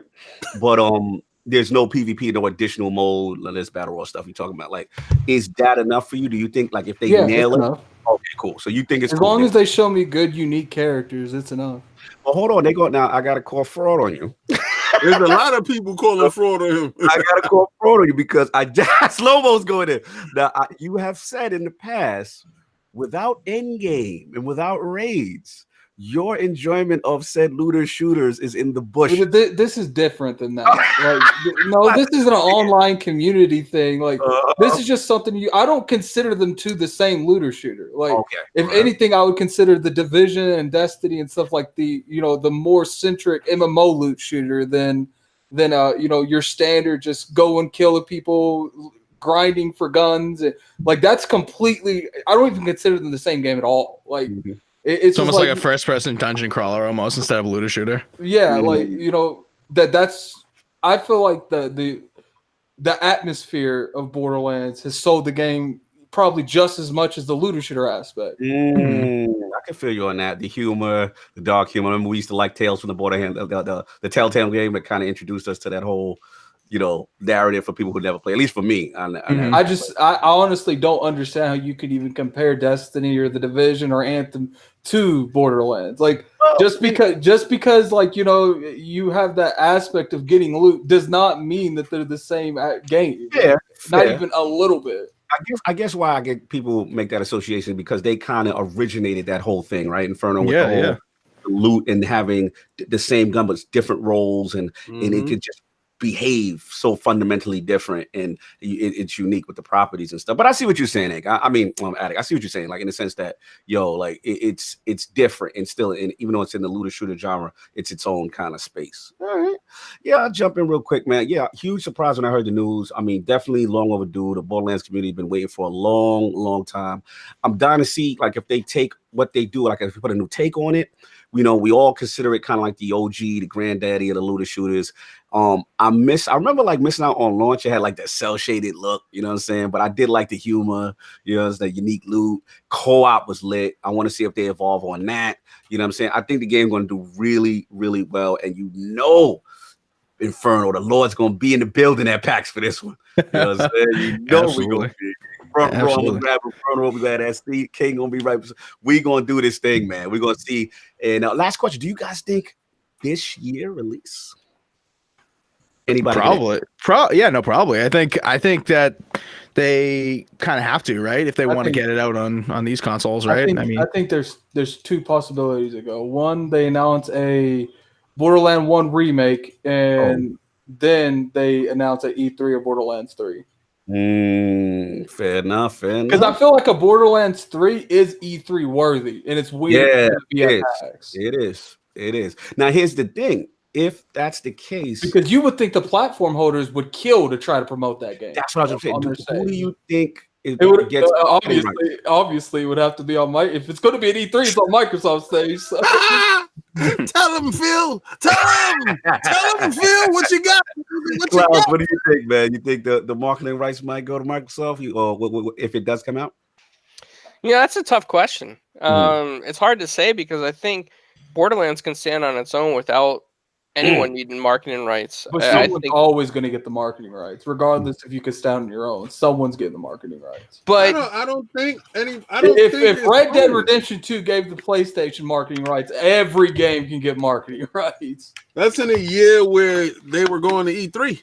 Now, when you up there, what is your bargaining chip? Like, we're going to promote you. Where are you going to promote us? Where? Because you're not going to be there. So where are you going to promote us at? So you think by default, that's what it is? By default, Microsoft's going to get scoop up a lot of stuff by default.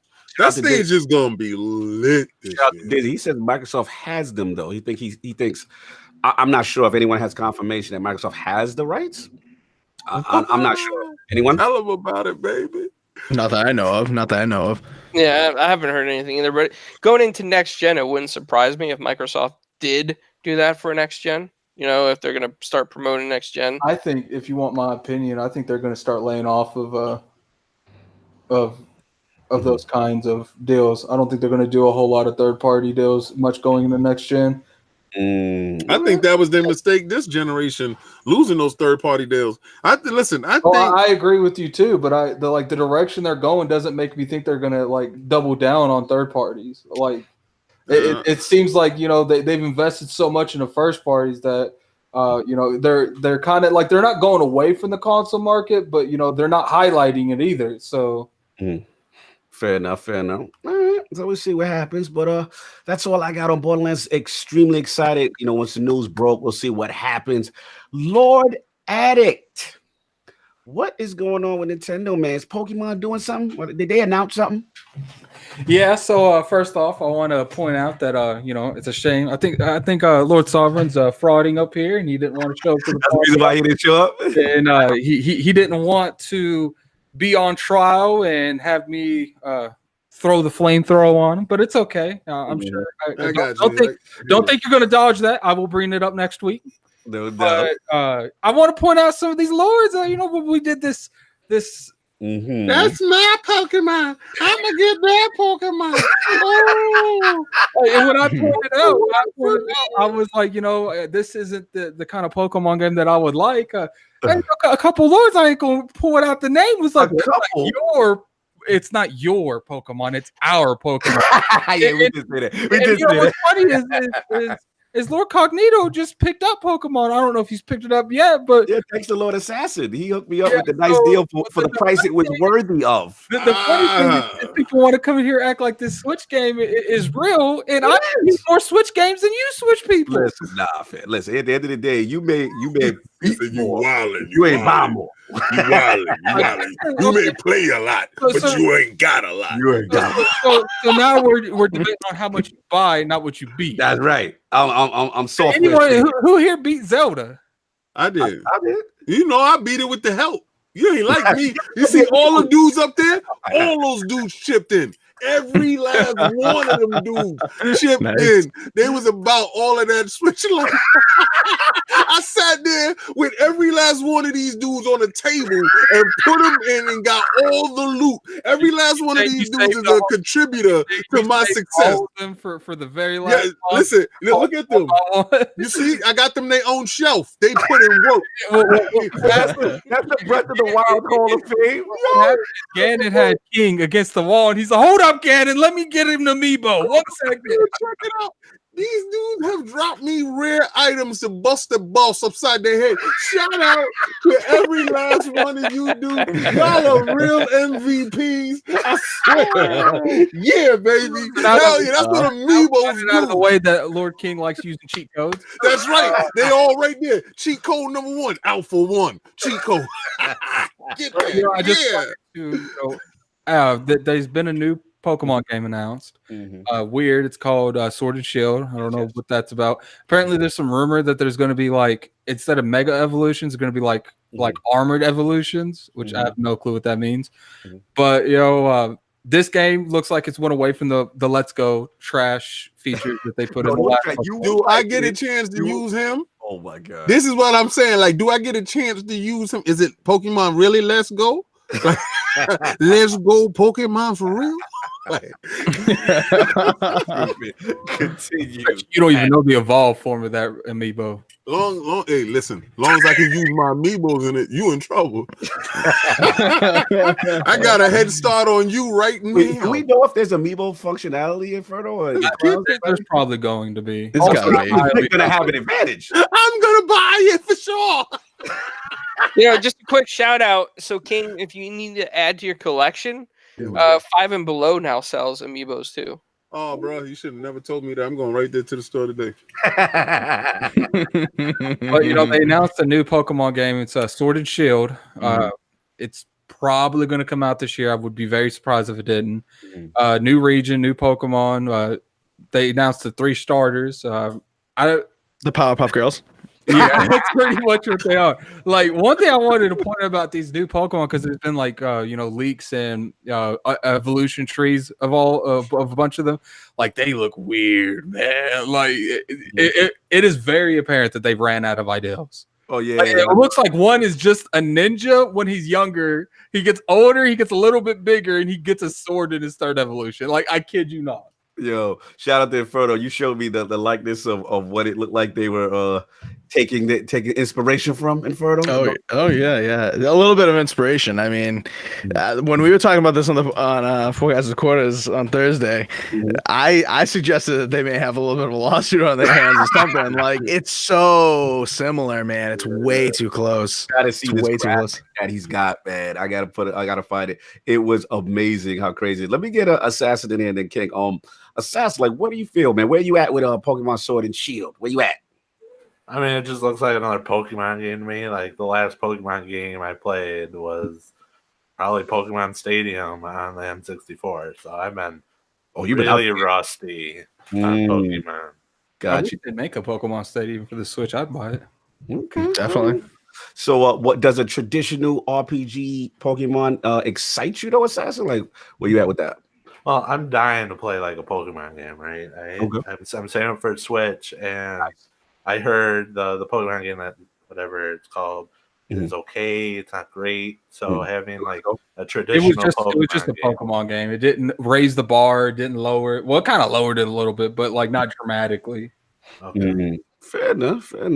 No doubt. And Lord King, are we amiiboing all the way through? Listen, if they say they got amiibo functionality, guess who's there? Guess who's showing up? This guy is. And I'm going to 5 and below today. You bet that. Anything I don't have, I will have. If you got it, I'm going to get it. Best believe that part. And I'm going to get in there with the fraudery. I'm going to jump levels ahead of you. I'm going to come out there with the strongest form of that character and bust you right upside your head. Hold on, you want to play me in it? Ooh. You're going to yell out, foul! Foul! He's using illegal steroids on the His Pokemon came in big buff. No, man. Like, look. I will let you use anything you want. Shut up, lying, man. You already lost your knees. Just be quiet. like you sitting here really gonna tell me if you wanted to conversation, that's fine. Listen, Addict, listen. This is where I'm saving you from yourself, all right? Because I'm gonna save you from yourself. If they said that I can use amiibos, so you best believe I'm gonna use them. I'm going to get in the game with a buff character. You're going to come in with your little level 1 character. My character going to have some type of magical extra, and I'm going to use it on you, and you're going to yell out, ow! You got to, when are we doing this? Because I got to beat you with cheat codes. You've been trying to get your knees back forever. Why do you keep bringing that up? Why won't you put it? Okay, check it out. Listen. If it got amiibo functionality, I'm going to get it. Okay. And I'll play you with that buffed up amiibo card. And I'm going to beat the brakes off of you. And I don't want to hear, help me. I can't feel my legs because I'm taking your kneecaps again. You ain't going to never get your kneecaps. It's going to be like 2025. You're going to still be out here on roller skates. So I think you really should just leave me alone. I really think you should. I'm telling you, I'm going to cheat. I'm telling you ahead of time. I'm gonna cheat, and you're sitting here saying I'm with the cheat. 100% real with you, Lord King. So, are you still willing to take this with amiibo functionality? He can use all the amiibos he wants. He can send me a link in there if he wants. We're gonna put this live on screen. I'm gonna have you screaming on live, and you're gonna cut your camera. You're gonna rage quit. You're gonna bust your controller up.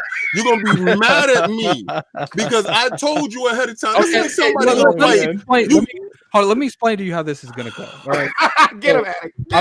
So right now, King's being extra because King's extra. But what's gonna happen is the podcast after this showdown happens. The first thing coming out of this man's mouth is gonna be, "This is a game he's been playing his whole life, though." So did we really expect you to lose it? Yo, y'all see this, right? Y'all see him, right? Yeah. All right. I want y'all to see him now, right? Listen. When they say put your amiibo on the screen, that's gonna be me, right? And I'm gonna phase him in. He's gonna power up, and they're gonna be like, "New amiibo just launched in the match." And that's when your behind is done. And so I don't care what you ain't gonna have nothing to do with it.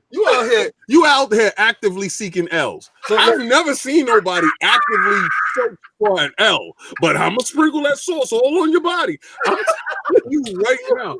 I'm pretty sure I gotta You woke up this morning looking for the L. You got it. It's coming your way. Anchorman says, that's the ultimate kiss of death on IOP. Whoever sides with Addict takes on a bet is doomed. This bro right here, you are gonna get flame broiled. Oh, why would you do that in your game? I'm gonna make you hate your game. Like, that is so stupid. Like, your purchase, you're not gonna like it. I've got to be clear. You're gonna take this. If this game gives him that much of it, you're gonna take the bet. I gotta get Cognito. He said, "I'm gonna fight Mike Tyson on steroids." No, they might give him 3 Pokemon themes, but at the end of the day, it's gonna be coming on what your counters, what you pull back, what you attack with. You ain't gonna have. I'm gonna beat you into submission with the one I got that's the strongest. Look, I'll beat you with a level 100 Magic Carp. I don't even care. Like, here you go. Wow. Fantasy thoughts. That's what you thought was gonna happen in that Naruto, and I'll bust your behind in there too. Yo, Cognito, all he kept saying is, "You keep doing the same damn move." Did you win that encounter? Yes, I did. Did you win the whole encounter? Yo, Cognito. Did you win the whole encounter? Stop diverting. Did you win the whole encounter? Oh, one match you got out here with one match? Look at that. I'm not gonna front. This guy's suffering with Alzheimer's, and I'm telling you right now, I got perfect memory, bruh. You ain't that nice, and I'm gonna come in there with an advantage. I don't care. I'm trying to save you from yourself. I was trying to be nice king this 2019. I'm trying to, nice king. I'm gonna swallow you whole. Pause. You're done, man. You're done. You're done. Addict Neo Mental say he better hope they don't have Pokemon Go support. You're done. That's it. I mean, it is what it is. He don't even have Pokemon Go. Anyway, let's get the rest of the 4 quarters in here, man. Lord Inferno and LordCognito, man. I need your feedback. Pokemon Sword and Shield, gentlemen. Okay. It's just another Pokemon game, so I'm not that excited for it. Not excited. I feel you, bro. I feel you. You wait for that price to go down too? Yeah. Oh, more like the $5 bargain bin. Hey, give me that link, man. I'm with you on that. Inferno, but Inferno's hype, man. You ready for this, right? I am ready for this. I didn't get the Let's Go because when they were advertising that and they were showing off like that little Pokeball thing that you like throw, you switch, but not really. And I was like, okay, this isn't a real Pokemon game. This is just some kid stuff. But as I'm talking about Pokemon, right? But anyway, what were you saying, Attic? Go ahead. I said that's all Pokemon Let's Go was fluff. Exactly. Right. There you go. That's perfect. Fluff. But this is the real thing. I'm excited for it. I really wish it were like, a throwback to the old school kind of stuff, but I know they're going to introduce some like new school, like this armored evolution thing that he was talking about. Yeah. Just keep it simple. Keep it like the tried and true formula. But I know they're going to go off the deep end a little bit, which is going to hamper my enjoyment a little bit, but I'm hyped. Day one on it. No doubt. Yeah, man. I mean, pretty much the same as the rest of the Lords here in the battle. I mean, I'm just happy for Addict and you in the sense that this is kind of the hardcore game that you guys want. You know what I mean? So you got your random Pokemon encounters, the wild Pokemon, the gyms are back too, right? Yep. Back. The gyms are on the other one. Now I got one question for you hardcore Pokemon dudes. How come they got the outfits this year, right? But how come they don't got the character creator to let you customize your face and everything so you could be in the game? I never understood that. I always felt like that's a missed opportunity that I can't be myself. Nintendo? Yeah, I don't know. Oh, wow. Yo, $10 super chat. Jonathan B. King of Statues is fire. But now we need King of Amiibo. Why does Anthem always get slandered in the super chat? In the bushes. Yo, Jonathan B. Right there. That one. Sorry to interrupt you real quick, King. I want some hashtag Anthem in the bushes. Yo, in the chat. I want some legit. King, you gotta help me, man. We gotta get these people put some hashtag in the bushes Anthem in that chat. Yeah, Jonathan, that right there is premium format Batman figure exclusive. That's gonna be an unboxing soon, so you're gonna get a chance to see that. And I'm gonna do a whole Amiibos and whatchamacallit, Disney Infinity launch through. I'm gonna sit there and do that, but it's gonna be like a slideshow so you can see every last one of them. Because there's so many of them. So but yeah, man, I just always felt that was like a missed opportunity with the character created thing. Regardless, man, my feelings and whatever, this thing is gonna sell like hotcakes. Like Nintendo, once they they're never gonna put this on sale. My feelings about that. But man, listen, at the end of the day, this is gonna win. They're looking for that Q4 release date, kind of similar to what they did with Smash, kind of killer retail, killer MPD. And what's crazy is them announcing it so early because I thought they were going to use this as their ace in the hole for E3, kind of what they did with Smash as a whole Smash Direct. So that gets me excited that E3 might be something else. Hopefully, another Pokemon Part 2. Well, I mean, to be fair, the Direct was like very bare. I mean, wouldn't you agree, Attic, that it was kind of bare? So I mean, they have plenty of stuff. They announced Super Smash Brothers before they dedicated a whole E3 to it. Oh no, you scaring me! Don't say that. So you saying because of how bare it was, there's a chance they could do another in-depth. Without a doubt, dude, it's coming. In-depth Pokemon bundles, dude. Exclusive bundles coming. They're gonna detail those. It's coming. Yeah, I would say the odds of it not being. I think that their E3 is going to be dedicated to Animal Crossing and Pokemon, and that's all you're going to see is those two. I just don't want the 15-minute Pokemon breakdown. I think E3 is going to be dedicated to Game Pass. I think this is the year that you're going to get that sideshow merger with the Xbox little show and the Treehouse. So here's the thing, though: is Phil going to walk on their stage or Doug Bowser? Yeah, well, and Microsoft stage. Yo, okay, so this is how I think. You remember when they did that joint with Ubisoft and Miyamoto came out? That was lit. Yes, right. Yes. And it was awesome, right? But it felt like, wow, that's kind of different when they did it, and that was like a prelude of what's coming next, the new direction of Nintendo, because we didn't think that they would do it in that fashion with that game, and that game was really good. So honestly, if Game Pass is going to be on the Switch and it's going to be announced in a big way, you're bringing top tier graphics to the Switch. Okay, so that's going to be talked about, and it has to be talked about in a big fashion. Of course, you're going to cross promote. This is probably the year that Nintendo shows up on the E3 stage. Remember, they stepped away from E3 and they've been doing directs. So you might see Miyamoto on the stage just to confirm the partnership. Because if it's going forward, I mean, there's a lot of tea leaves. They keep leaving breadcrumbs and showing you going forward they're going to do this thing. It has to be announced in such a big way that is a huge success and is beneficial for both. Yo, shout out to Meds in the chat. He agrees King is right. He thinks it's going to be Game Pass. Shout out to Slow Mo, my Astral Chain gang. Yeah, man. Astral Chain look lit, man. I can't wait. Hopefully show that. You know what I'm saying? And Nintendo, don't give. Oh, my God. Ink is out of control. He said they announced Metro 4 like 2 years in advance. He said Smash 1 year. We going to see, man. And then he says, I need to see Doug Bowser in a Bowser costume walk up to Phil while he's wearing Chiefs armor and them shake hands. Wow. I'm done with him. Wow. Anyway.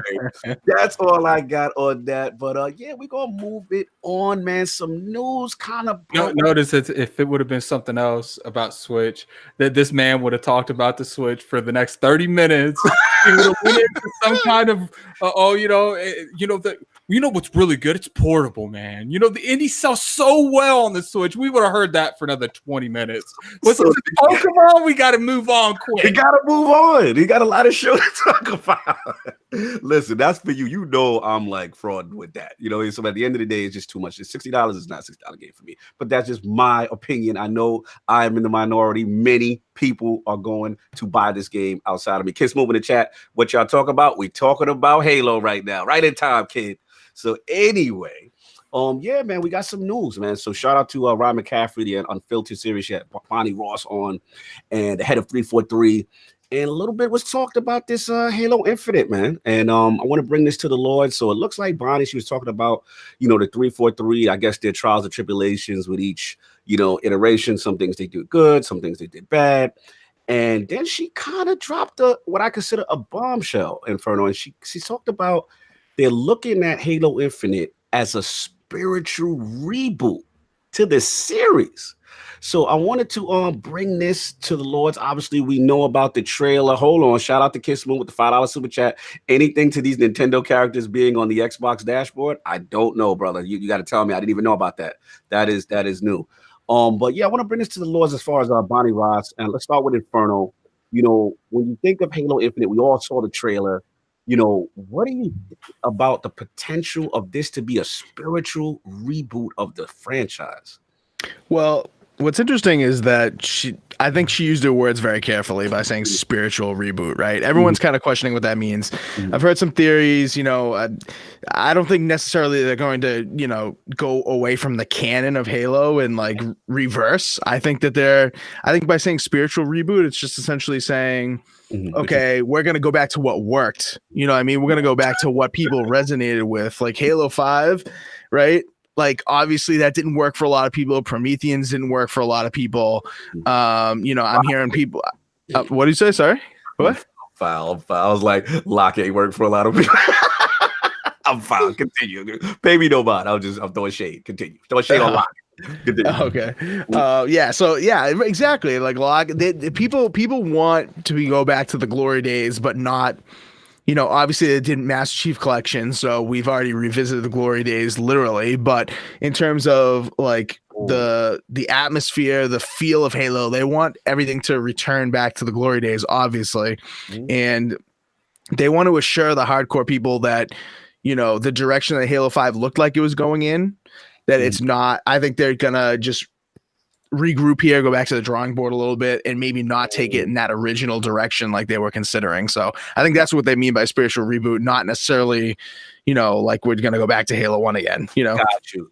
Shout out to Johan Zell in the chat and KidSmove. They just sent me a link. So apparently, multiple Nintendo characters have appeared in a mixer banner on the Xbox One dashboard. This is check out NintendoLife.com. Yeah, Splatoon characters, right? Yeah, it looks like Marina from Splatoon 2. She was out there, and Nintendo characters now show on the Xbox One mixer banner includes Isabelle, Princess Peach, Lucina, and Inkling Girl from Super Smash Bros. Ultimate, and there is evidence. So maybe something is straight out to my man Phil out here slinging them. This is crazy. This is big. Check that out. NintendoLife.com. Thank you, Johan Zell. Thank you, KidSmove. That's crazy. But anyway, let's get focused back on Halo. But so you're thinking again, just to recap, Inferno. You're thinking is this when she's saying spiritual reboot, just kind of going back to the roots, but not necessarily rebooting the franchise where you're going. Right, exactly. I think, they would be foolish to go back in time and go do this again, go do the Halo thing again. Obviously, Halo Master Chief Collection, wasn't too great out of the gate, but that's because of bugs and stuff. The idea was great. A lot of people loved playing those games again, me included. I know a lot of people who ran through those campaigns again loved the good old days, and I think they got positive reinforcement of that by how many people actually did play through those campaigns. They have those numbers, and I think that the numbers were actually pretty high on that. So that's why I think they're kind of revisiting the drawing board a little bit and not necessarily like progressing the evolution of the gameplay. Maybe they're going to go back to some of the old mechanics or something like that. Interesting. If they progress too much, I won't pick up Infinite. Right. Yeah. Like I'm tired of this thing where people act like, putting sprinting in a 21st century game is a bad thing. I'm sorry, like the core gameplay. Don't you touch my Halo. Like, and what's funny is people want to sit here and blame 343, but failed to, apparently they have been playing this game long because the people who introduced sprinting in Halo was Bungie on Reach. But people want to act like 343 invented that. Like, no, it was in Reach. Everyone's saying we Halo reaching today. Shout out to Jonathan V. People think we're looking into that whole mixer thing. It's just Mixer. That's a streaming app. People, some people. Hold on. Johan Zell said, "Nah, when it's smoke, there's fire. This is no longer fire. It's lit." So we gonna see. But let's get over to the Clowns, man. Clowns, man. What do you think about Bonnie's statement in reference to, Halo being a spiritual reboot? It's hard for me to say because I've never been like a hardcore Halo fan. So I really don't understand the universe as well as some of the Xbox fans out there. One thing I will say, though, is that I hope they keep Cortana like on kind of like that mischievous, evil god complex path. Well, supposedly they're not going to. No, if you haven't played Halo 5 in 4 years, then you just need to go. That's the best. But apparently, they're not going to stop that storyline. They're going to continue where they left off of Halo 5. I think this is mainly going to be for the most part. We're going to see some gameplay changes, like Inferno said. No doubt. Shout out to the Geeky Nerd. He said, "Bring on Atriox." That's your man, Addict, right? That's your man. Yeah, Atriox is a beast. They would be dumb if they didn't use his character. Interesting, no doubt. So Clown, just to reiterate, you're not sure. You just wait where you at. Yeah, I'm just at the point where I really don't know what they can do with Halo because I'm not so involved into their universe. I don't understand it completely. I just know that, the UNSC are like humans, and then there's floods and they kill them and all that kind of stuff. So what could get you invested, Clowns? If Cortana stays on the path like Attic says she's gonna, and she has the intent on destroying mankind, and working with maybe the Prometheans or something, that'd be kind of cool. Well, no, the Prometheans already joined forces with her. Okay. Yeah, so I love it even more right now. Keep going, Attic. Keep going, Lord Attic. What I think's going to happen Mhm. is Atriox and Cortana is going to manipulate Atriox. Now, shout out to the thing is, on Atriox. A lot of people that didn't play well, Halo. Atriox is a banished brute that was before the human war. The Covenant was actually fighting him for longer than they fought the human. Atriox is so powerful, he's killing Spartans, right? He's that dude, right? He's fighting 3 Spartans at once, and he's mowing all. That cinema you showed me was ill in Halo Wars 2. All 3 of them. Yeah, and what I think they're gonna do, because here's the thing, Cortana wants to use the rings, but at the same time, she don't want to kill Master Chief. That's why she tried to capture him at the end of 5. She was trying to preserve him. She didn't want him dying. But he got away, and she's not going to shoot those rings until she has secured him. So who's the perfect person to do that without killing him? Atriox. That's what's up. I think that's what's going to happen. I think you're going to see a movement with Arbiter, because I think he's going to go in here. So, you know what? We'll have to see. Brab said they should replace Cortana with Alexa. Stop it. Y'all out of control. No doubt, man. Let's get Assassin and King in here, man. What you think, man? Reboot, spiritual reboot? Where you at? I would like to see them do somewhat like Sony Santa Monica did with God of War. My man, Assassin. Oh, you stole my point. Damn it. That was hell with that. Don't you do that. Like, I mean, have like Halo be more of a like Metro Exodus, right? It's open world, but it has like sections. You know, you can do side things, but like a normal open world. But then it's a little more linear, like the Halo games. I'm so with you. You literally.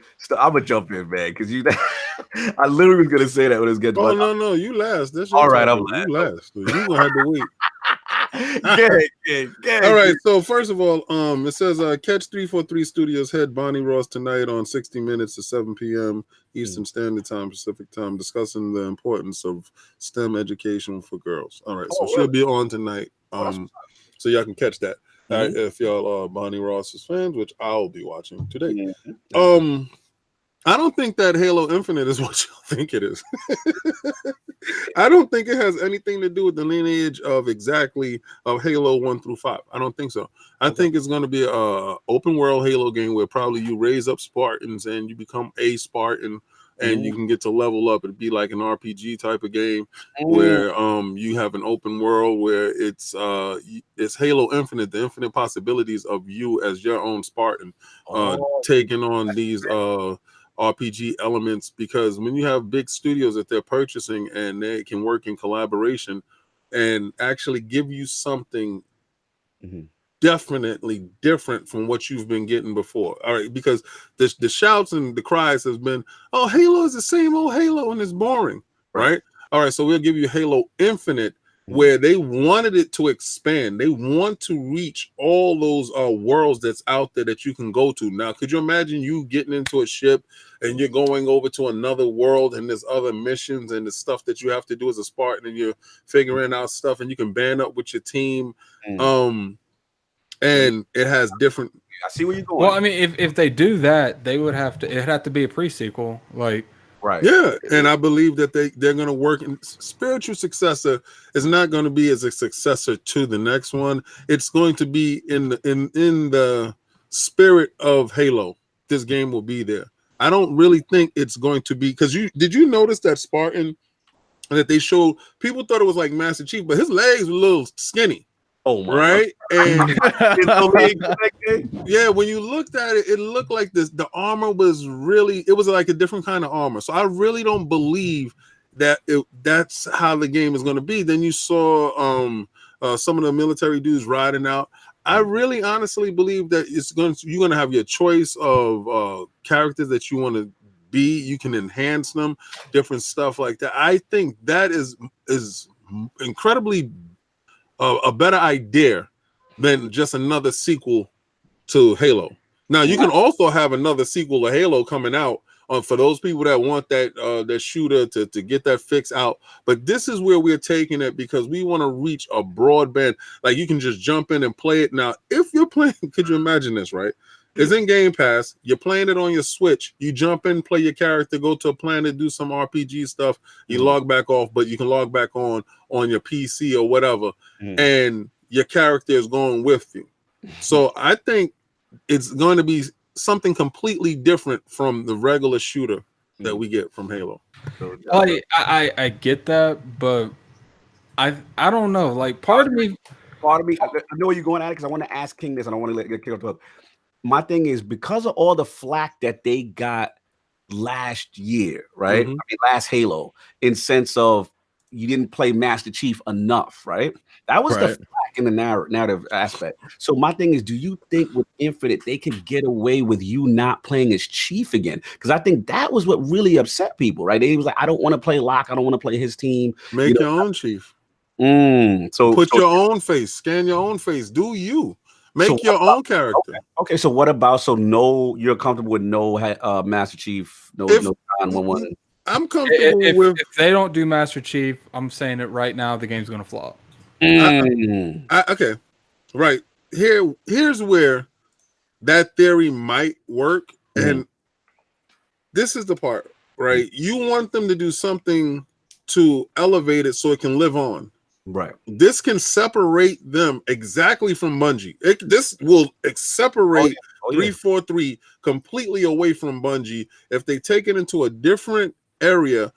Could you imagine you launching onto a planet and you have your gun, you walking through and you don't know what's going on, but you radio into your guys in a Halo Destiny type of feel, but is actually a real open world where there's RPG elements and you're leveling up. What did you get? What gun did you get? Drop me that gun. And you know that stuff is Destiny-esque. Because remember, they wanted them to do Destiny in that vein, and Bungie wanted to do Destiny.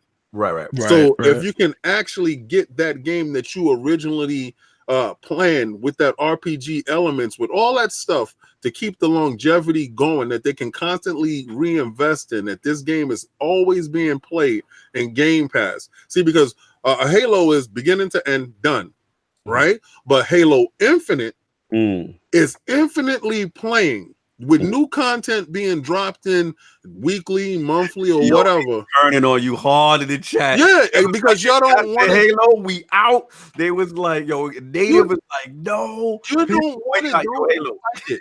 Don't fight it. Just accept it. Because you didn't want CDs. You wanted your cartridges. You got CDs. The evolution. You wanted to hold on to your CDs. Now you got digital download. Stop fighting it and just take it.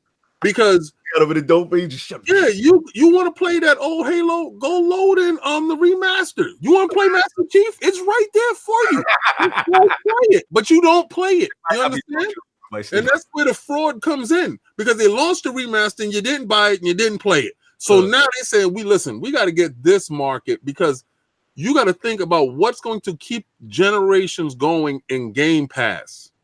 That game would.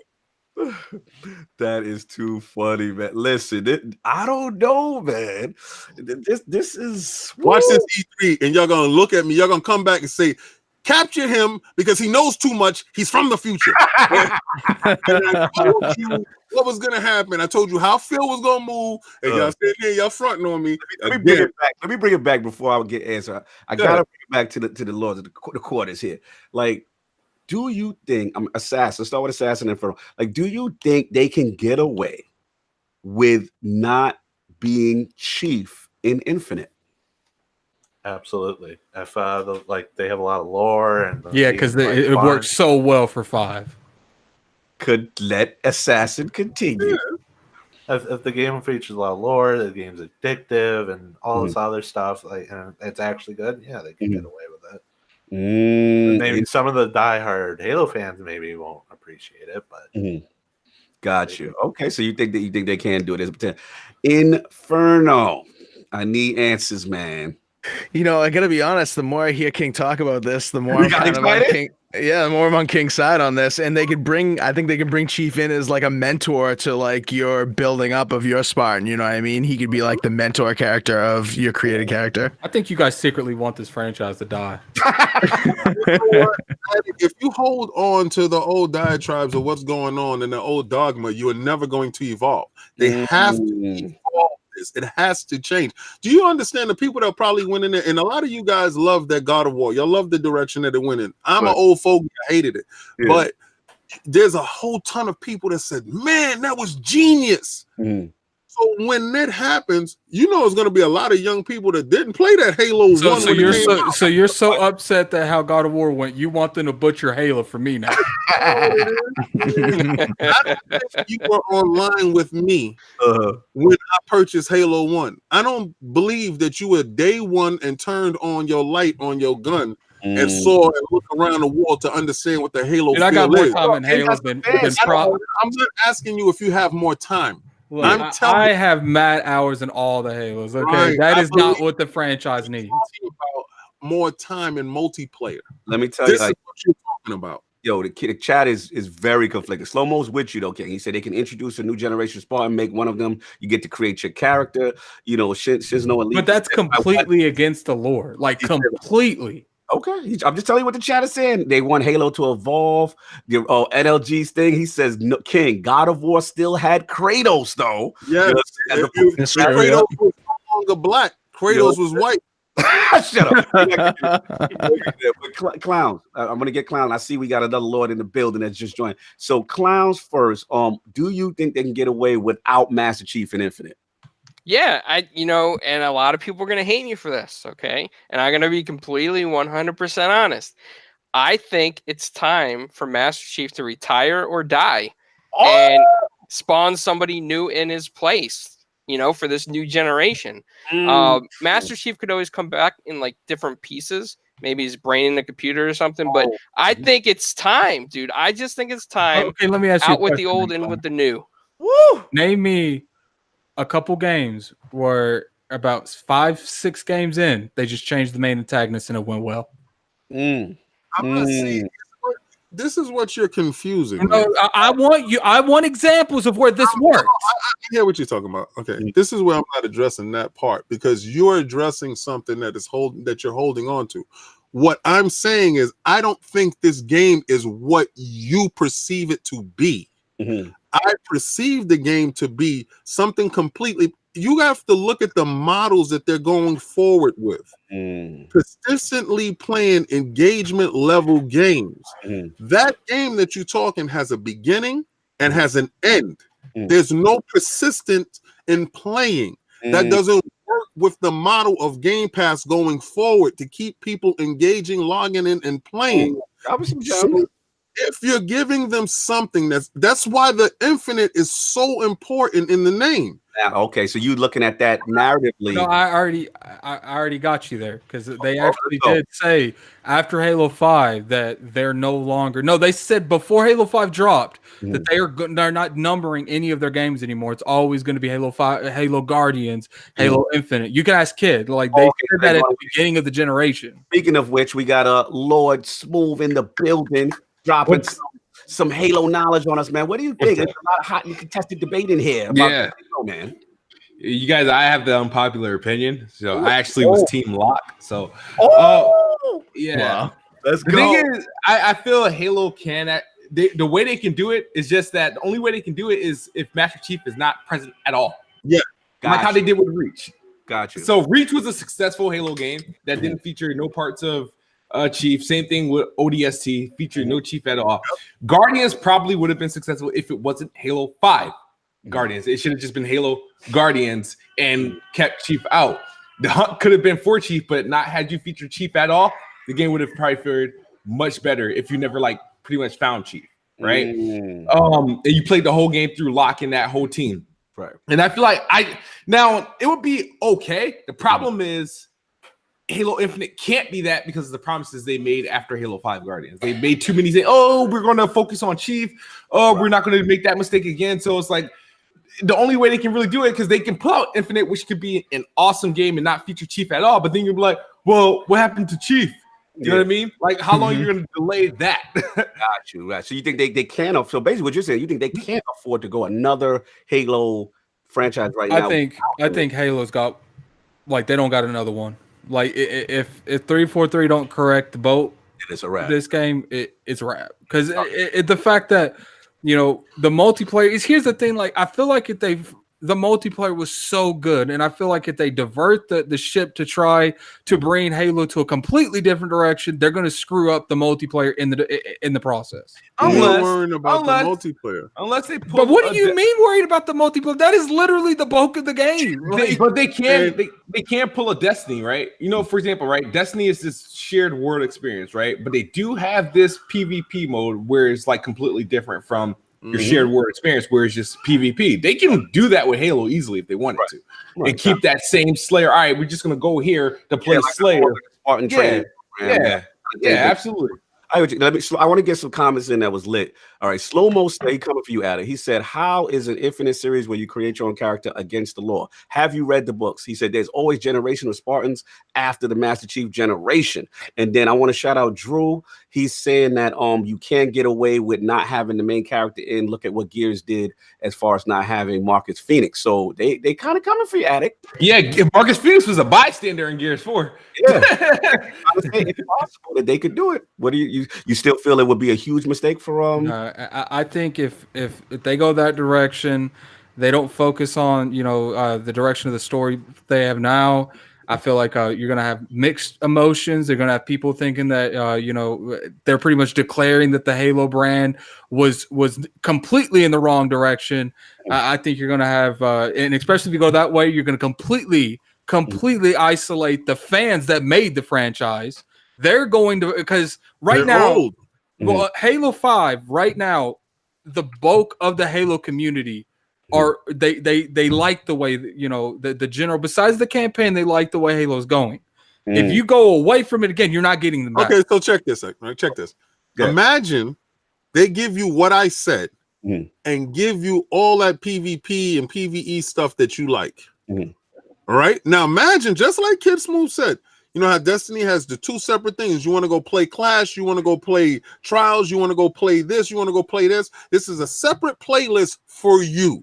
If you want to go do strikes, there's a separate playlist for you. Why are we trying to turn Halo into Destiny? Because that's what it was originally going to be. It was never going to be be that. Show me when they said that Halo was going to be Destiny. You're never going to get those papers. But so how do you know? Listen, you're never going to get those papers. But my thing is, I don't understand why you are so resistant. If I told because you, I'm because not trying to make everything into a loot shooter. No, I'm not trying to make everything into I'm not trying to make it into a loot shooter either.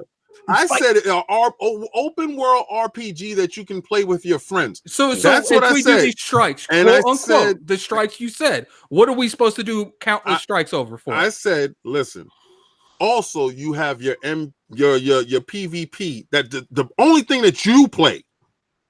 The only thing you play, I said, okay, I give that to you. Does that not shut you up?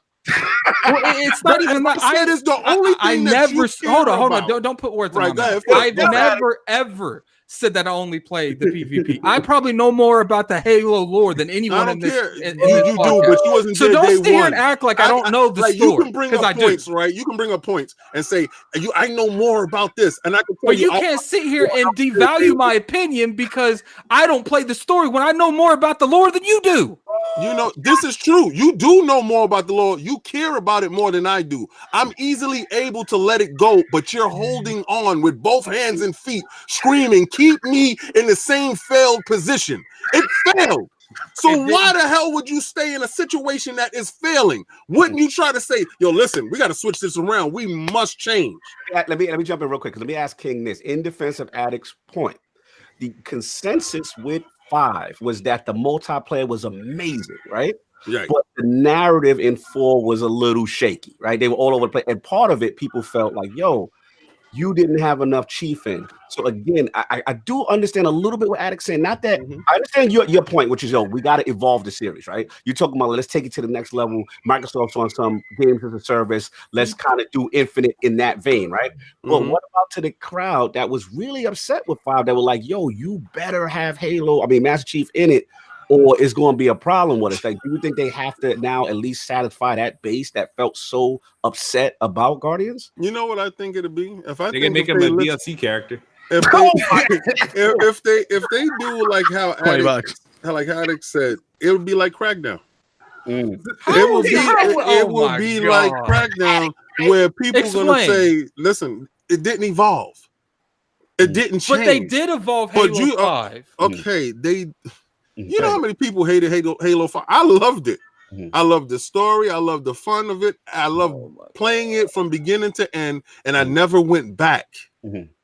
You did. Not everything has to be played for 6 months at a time. Like, when you are looking for engagement numbers, oh my God, they're trying to push right. I'm trying to explain to you what a company is doing, and they're showing you we are doing this.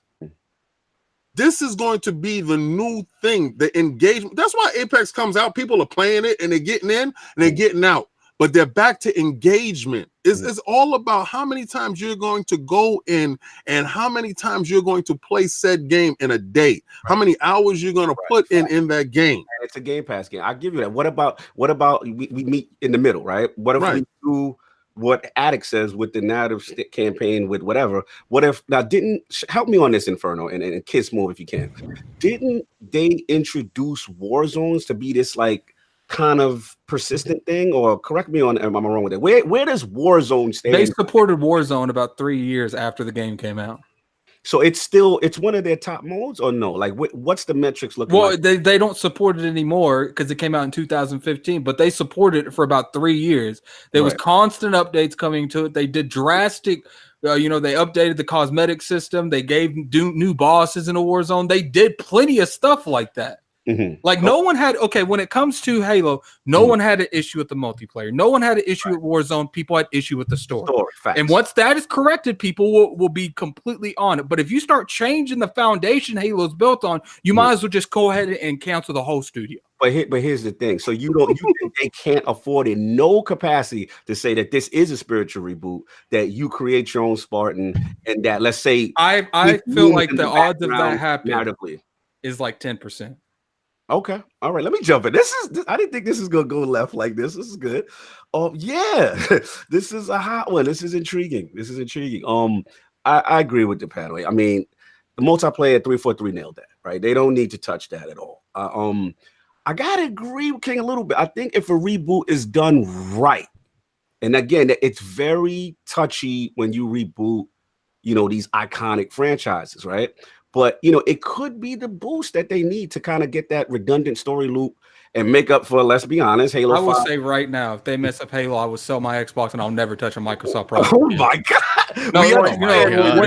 When it comes to Microsoft, I value Halo and I value Fable over everything else. If they mess up Halo, I'm done. Right, I'm not even joking. I am done. I feel you. All I'm going to say is this. Let's put ourselves in the time capsule. All the Lords here. Let's put our in the time. Now let's remember, again, God of War. Remember the initial reactions. Oh my God, he can't jump. Remember? Oh my God. You know what I'm saying? What is this over the shoulder crap? Where is that? Like, it was a complete change, right? Like, they literally reinvented it to something else. And we do know with Infinite, there's a new graphics engine. Now we are hearing rumors, like KidSmove said. It's called the Slip Space engine. Right. Rumors of RPG mechanics. They're talking about story choices. You know what I'm saying? That kind of got me excited. You know what I mean? So, I mean, this is definitely a chance for 343 to kind of make Halo their own. Because let's be honest, they've been really refining the Bungie thing. You know what I'm saying? Yeah, they've been playing it safe. They've been playing it safe. Yep. And again, I'm not saying, because what's under their resume right now? Okay, help me out with 343. All the Halos. It's been they got Halo 4 and Halo 5. No, they got Halo Combat Evolved, the original one. Yeah. Yes. They got Halo 2's remake. Right. They co-helped on Master Chief Collection. They made 4 and 5. Okay, but do you really want to count like the remakes? You got to count their whole resume. What you mean? It looks it's the same thing, but it looks better. I mean, 343 has made the best performing Halos ever. Under 343, Halo has run at 60 frames per second. As far as performance and multiplayer, but we got to say that Bungie still kind of got them. If you compare narratively, narratively, definitely. And then 343 Halos look better, right, graphically. But here's the thing, kid. And I want to bring it back because I know Attic is very passionate about it. Yeah. And King, this is a good point you guys are bringing up. Like, about this whole, like, sometimes with gamers, do you think maybe we hold on too much And it's like maybe a situation where, you know, like King is saying, like he's making some valid point in the sense that maybe they need something fresh, maybe they need something new. I've seen too many of my beloved franchises go I'm completely south because people want to refresh a game and they completely go away from what made the game itself. No, let me ask you guys a question though. Let me ask you guys a question. Why didn't 343 give up on the Master Chief Collection? Think about it. They know Halo Infinite is going to be so different from the original Halo series that they made it. They put in extra hours to fix Master Chief Collection so that people who want the original Halo experiences, they got this whole collection that will live. That will live for years and years to come. Those servers will never shut down. I'm telling you this right now. So wait, hold on. So I got my tinfoil on right quick. So you're thinking their dedication to keeping Master Chief Collection alive is for the base that wants that hardcore thing to get over there in the corner, whereas they go their new direction with Infinite? Is that the possibilities here, King? Yes. Halo Infinite would be nothing like Halo 5 and Halo 4. I won't be surprised if Halo 5 Guardians somehow find its way in the Master Chief Collection, since it's more closer to that. This is what I'm talking about, and this is what they're gonna do. They're gonna change this Halo, right? It's gonna be exactly what I said, and Addict gonna throw his Xbox away, and they're gonna come. I'm not joking. If they mess up Halo, I'm done. They're gonna come out and they're gonna do the other game that he wants, Fable. Fantastic, and he's gonna go right back in the bushes, and he's gonna pick his system out the bushes. If Fable is lit, you know you better than me at it. Keep it true. Fable is I said Halo and Fable. Listen, if they mess up Halo, dude, I'm not gonna be happy. I'm not at all. Bending knee right now. In the sense of just a fun bending knee. No, just a fun one. In the sense of Fable and Halo, your two beloved franchise, right? So let's just say it's what King says. And Halo and KidSmove, Halo Infinite is something completely different. No Master Chief, create your Spartan, complete different thing from the timeline, yada yada yada. But Fable is the truth. And they take it back to the essence, and it's the Fable you love with the dude. If they take it back to the essence, it's gonna be trash. I don't want it like that. I don't want none of that British humor stuff. All right, okay. Let's just say it's the Fable you want in every way you want. Now, what you gonna do? Stick his hand back in the bushes and take his system out. You throw your Xbox in the bushes. Let's go. Look. Clearly, I'll play Fable, but you know, it's like no, I'm not joking, you guys. Like, if they mess up Halo, like it's not going to be good. Like, I don't think that they can handle. Here's the thing. I do not. Here's the thing. I do not. You sitting in the corner. Here's the thing. I do not. Kim, you gotta stop. He gonna be mad at Halo, but he gotta play because he likes Fable. Oh my god. That's a wrap, son. You're done, son. You're done. That's amazing. I'm sorry. Continue, Addict. I'm sorry. I think Addict done. He did. He left. It's good. No, bring him back. Come on. He checked out. I told you, stop coming for me, Fawn, unless I send for you.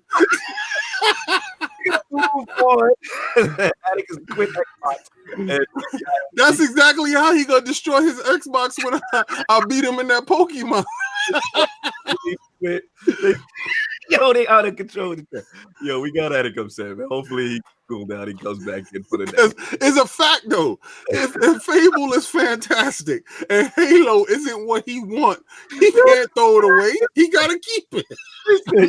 Yo, we gotta move on, man. Hopefully.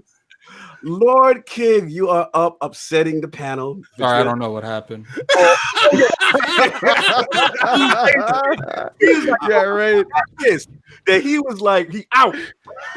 What? It seemed like you rage quit. The timing of it was like you rage quit. And we are live, part 2. What's going on, y'all? Yeah, we back. So, Addict, he threw us in the bushes, man. He got tired of us. Got tired of us slandering. It's the king out here with that fraud hat on. So we were doing the final topic of the day. Lord King, man. what is going on in this Apex Legends streak? Yo, all right. So Apex is out here making. I gotta go though, you guys. Thanks for coming back. Yeah. I didn't realize. I thought it was 20 minutes earlier than it was. All right, yeah, I just want to give my opinion on Apex. It's lit. Fortnite sucks. I gotta go. Talk to you later. Thank you, sir. Later. Later, the destroyer of podcast streams. It's the addict dropping EMP. What the hell with this? I'm blowing up. Oh man! All right, so you have Apex out here moving, and it's doing decent numbers. And then Fortnite looked over, and Fortnite has become unapologetic with they ripping off this. I mean, we sat there and we thought that it was a coincidence with PUBG, right? And then we was showing the timeline and when they stole stuff and when stuff was happening, and people was like, no, you know, they independently made that game, and come on, man. And now we actually see in Fortnite where they are steady. They stole the ping system. Outright, just boom, give me that. And then they actually are stealing characters like the lookalikes. Like they're actually using, like, it looked like skins. It's like if you're playing Fortnite compared to playing Apex, they're actually using skins. So my kid's going on the back. Somebody got a mute. My bad.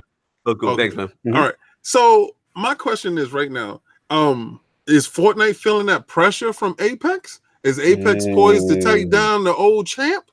You know, what do y'all see with this? Because I've never seen anything like this in the history of gaming. Very interesting. Let's get Inferno in, man. What you think, bro? Yeah, let me get on this. I mean, I think that Apex is a better game, like top to bottom. I'd rather play Apex. I think, you know, all the mechanics are fleshed out way better. I think, you know, we've talked about the ping system. We've talked about, you know, the gunplay is good. From the makers of, you know, Titanfall, obviously, you know, good shooter, awesome shooter. And Titanfall 2 didn't get enough love. I'll just put that out there.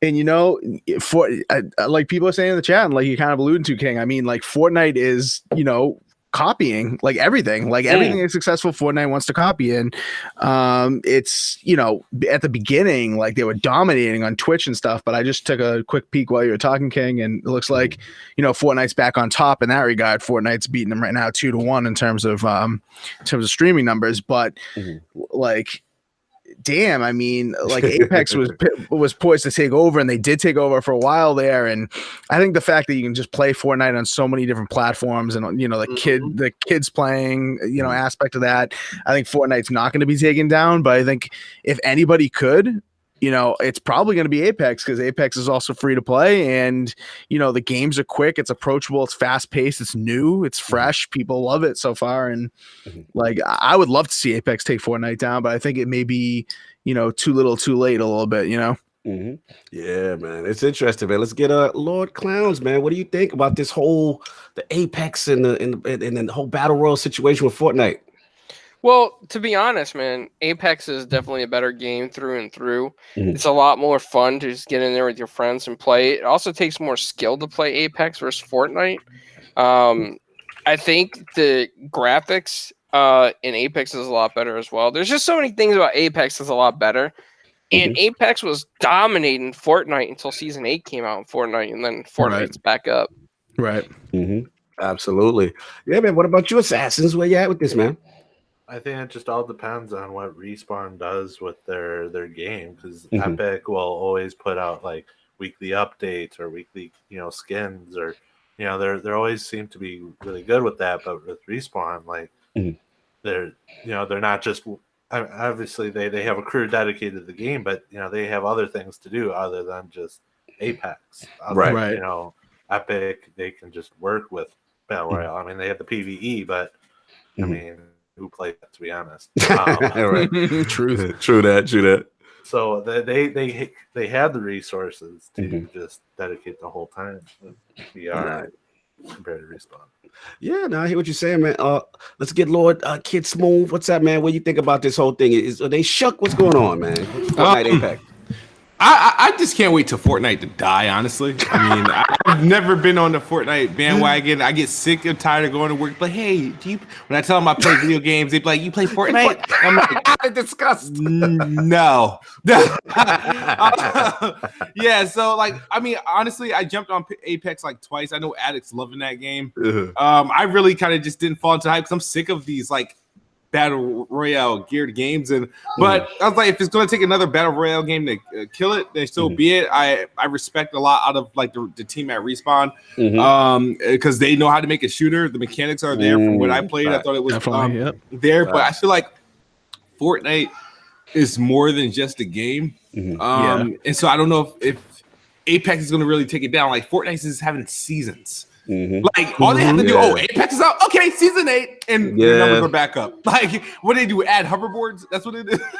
That's what they did. Like, and they were shooting people out of cannons and stuff like that. Like what? They just literally stole what was in Sea of Thieves. Wow. And put it in their game and was like, that was fun over there. Let's steal that. And they just stealing, just straight up. Who was gonna call these people to the mat and get these people from stealing? Their lawyer game must be insane. Like, yeah, continue, Kid, because I got a lot to say on it. No, I just thought about the cannon thing too. I'm like, what? They shooting people out of cannons? And I said, yo, where did I see that at? What? See a thing? Yeah, man. I mean, listen, unless Kid finish, I want to jump in. Kid, you good? Yeah, I'm good. Yeah. Listen, man. Somebody's scared. Somebody's scared. Don't be scared, man. Listen, they all jokes aside, like it's hilarious to me. Like Fortnite is so shook of Apex. The blatant copying is like out of control for the season 8. You know, they got the ping system. I just heard about the respawn bus. Really? This is what we doing? Like, wow. Like, it's hilarious. Like, I hate to say it, how good they are at taking other people's ideas, implementing other people's ideas. I mean, we've seen a little bit of this with PUBG. Let's keep it real. You know, I'm with Kid. Like, I don't really care about the battle royal thing no more. But it's like, you know, hearing the news of Fortnite kind of scrambling like this is very entertaining to me. Like, I must admit, like, they are literally like, yo, we have to do what they're doing to kind of stop this shift. And I don't know, man. It's going to be interesting to see, one, if Apex can keep this up, if they have the mentality to keep that pace, you know what I'm saying? And if Fortnite can do something to kind of counter it to get everybody. It's not like they're dominated, you know what I'm saying? They're still in the mix, but it's just funny to see how reactionary it is. So I'm with King on that. Like, yo, this is crazy, man. I've never really seen this level of implementing. So I'm gonna give it back to you, King, man. What you think ends up happening? They keep stealing. They keep frauding and lauding. It's like just like they said. Okay, so they numbers started to take a dip. And they can put out weekly content, and they've been doing it. They have been the best at weekly content and new refresh. Let's refresh this. Let's keep it popping. They're churning in so much money. I don't know what their staff look like, but bro, they drop in any system to the existing system without breaking the foundation of the system is the best I've ever seen. Yeah, that engine. Implement something into it to anybody. They usually, oh man, the bugs is up. Oh, we got to take it down for this, and not these dudes. It's just plug and play. It's like they get in there. Yeah, usually with something like that, it's like, oh, people just think that they had these things just thought up beforehand. They're just releasing them in waves after the fact. You know, we usually like harp on games that have the DLC or whatever planned ahead of time, and then they release it and it's perfectly fine. And then it comes out that was always in the plan. You know what I mean? You kind of think to yourself, oh, why wasn't that in the game in the forefront? But with Fortnite, it's completely different. It's like, you know, they obviously didn't think of this stuff beforehand because they're straight up copying was successful, and it's still you don't think this is an original idea? No. And you know that Sea of Thieves thing. You know, Sea of Thieves caught popularity there with that controversy with Summit and all those streamers all of a sudden starting to catch on to Sea of Thieves, right? And now that became popular. And what did Fortnite do? Copy some of that. You know what I mean? So, you know, I don't know how they're getting away with it, but I mean, I don't think people care. I think they're just turning the other cheek, turning a blind eye a little bit, and just saying, hey. You know, this thing's popular. I'm loving still playing it, and it's something fresh that you know we get every week. You know, so absolutely facts. Fastback in the chat, he says nobody knows Unreal Engine better than Epic. Yeah, it shows to their adaptability, man. Your LordClognz, man. Can they get away with this consistently? You mean keeping up new content, stealing content? Sure. I mean, they got the money, they got the power, they got the respect. Nobody's going to question them. They can keep doing it, and people will keep buying it. I don't think Fortnite's going to go anywhere, man. Unfortunately, I like Lord Addict, or was it KidSmove? I'd like to see Fortnite die. Y'all brutal. Y'all brutal. So y'all loving this Apex resurgence, kind of. Y'all with this. Yeah, man. That's all I got, man. King, you good? We're gonna get up out of here. Yeah, let's ask Assassin his thought on it. Oh yeah, my fault. Did I get Assassins? Did I miss Assassins? No, you got I believe. I don't know. Yeah, I don't know. Come on, Assassin. He started with it. No, he started. I love this dry humor, man. Me too. I love it. It's classic. It's classic, man. Let's get up out of here, man. Thanks for everybody for coming back for part 2. We're gonna get this poll, man. So new poll of the week with the rumors of a possible upcoming Borderlands 3 reveal by Gearbox. Which looter shooter do you think carries the mantle of the GOAT? The choices are A, Borderlands, the OG, and pave the way. B, Destiny, no one does loot and gunplay better. C, Division, gear set and loot mid-max king. Or D, I don't care if media bias, if Anthem isn't crowned the GOAT. That is the question. Those are the choices. Please write the ILP vote when it goes up on Twitter tomorrow. Lords of Quarters, the Four Guys with Quarters podcast. Absolute pleasure to have you in the building, man, as well as KidSmove as well. So let's get the Lords of Quarters in here, man. Lord Inferno, Lord Assassin, LordCognito. Where can the fine people find you? What do you have going on? I mean, just every week, Thursdays, usually around 5:30 p.m. Eastern. We changed that time, I think like 30 episodes ago or something like that. We changed. We got to episode 200 coming up next week. Look out for something special that will be happening for that. Nice. We're going to change up, I think, the format of the podcast a little bit. Going to talk to these guys a little bit about changing a little bit of something up to make it fresh and differentiate. You know how I like to do that. But so we'll be doing that. And Clowns, you want to go ahead and shout out as well your venture with Four Guys with Quarters you just recently started? Yeah, 4GWQ presents a variant podcast. It's every 2 weeks or every month, depending on our schedules. But my buddy Cody and I, we do this thing. We talk about comic books, pop culture. We might have to talk about King statues on there. Put that up on the green screen. Yes, sir. And we're trying to get Ron Lim on there for Cognito. Woo! So, bro, get me on that, bro. Don't you say that. We're working hard on it, man. Bro. Listen. You get Ron Lim on. I will have a specially commissioned statue that I got up that he definitely would love. Yo, you get Ron Lim up there, fam. That's Surfer, the Power Cosmic drawing the right way, man. So you let me know, bro. You let me know. We're working hard on it. That's what's up, man. And Assassin, the noob extraordinaire killer, my man. Carl, what's going on, man? Where can I find people find you? You got any streams going on? What's up? You can find me on Twitch every day during the week at 8 a.m. Central Time. I stream. Recently, Inferno made me some emotes, so you can get your cow and cheese it emotes. I also do some YouTube things, so you can find me over at DPCI_assassin and stuff, and then on Twitter. So hold on one second. We got some breaking news before I introduce KidSmove.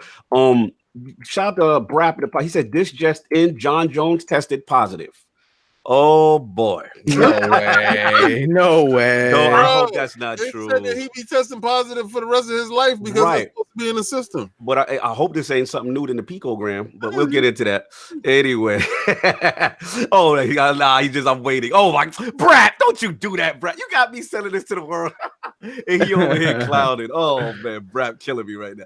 Lord Smooth, Planet Xbox own, and our co-hosts, both of our co-hosts, Lord Addict, responsible for this wild man nuking our podcasts. Thanos snap. Yeah, Thanos snapped us, man. How do you deal with this, man? Go ahead, King. What you got? Man, just do it, man. Thanks. Shout out to the Iron Lords. I ordered my ILP sweater because it seemed like spring is taking longer to come. I also want to.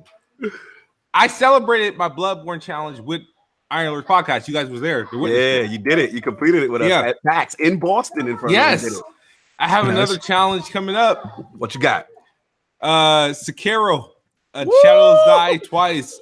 That's going to be sometime later this month when the game's available. That is the next challenge proposed. Same, the $450 challenge. So that's probably going to last a month like Bloodborne if I'm able to do it. So wish me the best of luck to that.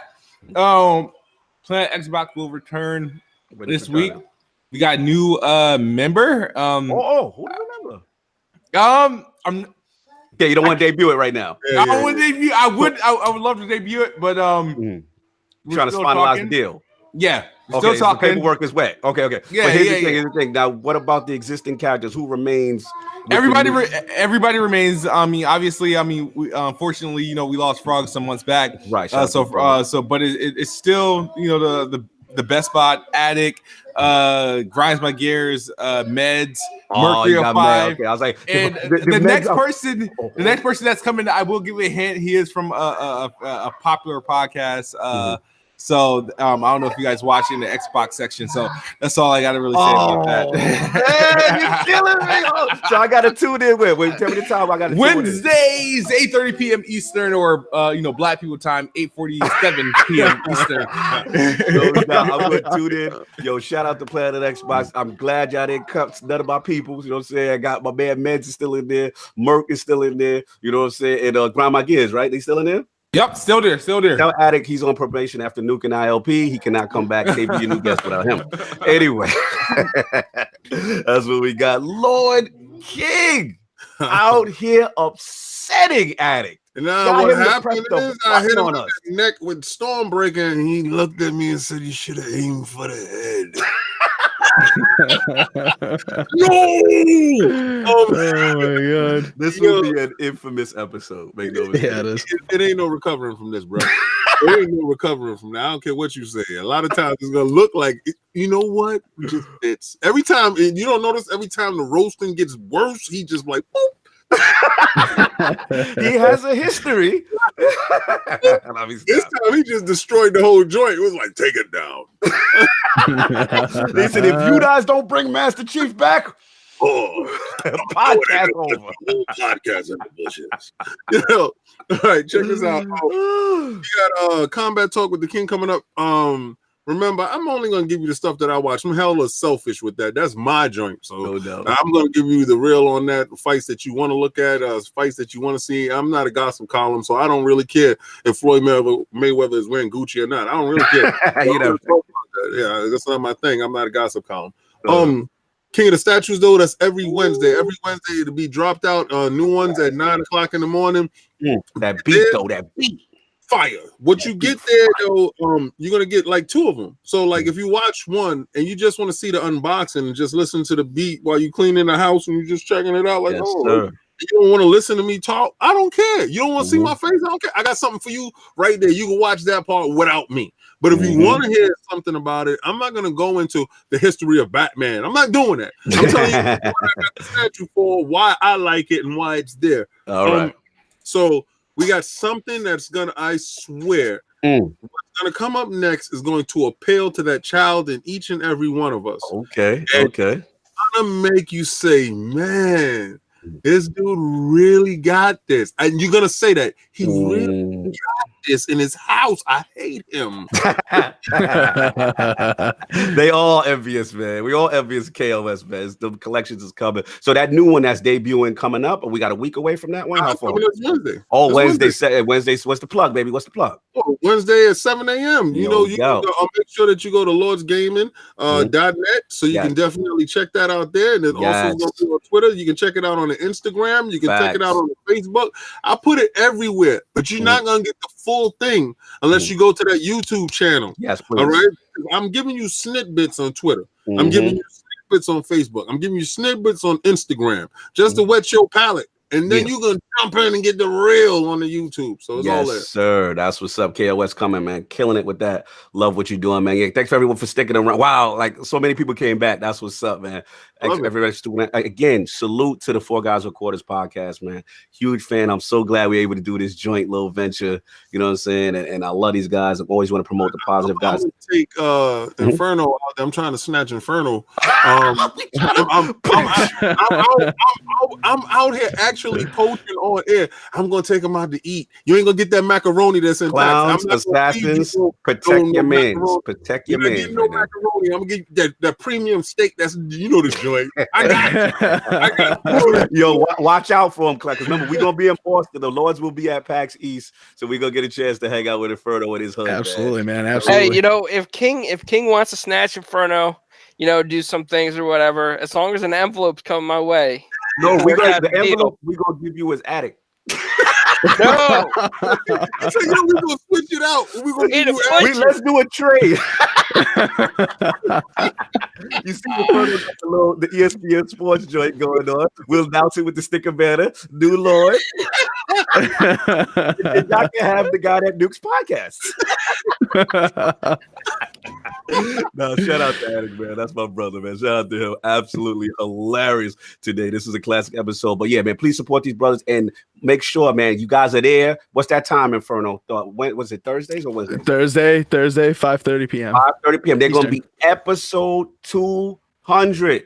Get y'all behinds in that channel, man. Celebrate these dudes. This is a huge accomplishment for these guys. That's twice as much as the Lord's. Informative conversation, always intelligent, great, good people, man. We love you guys out there, man. So please support the Four Guys with Quarters podcast. Really good bunch of guys, man.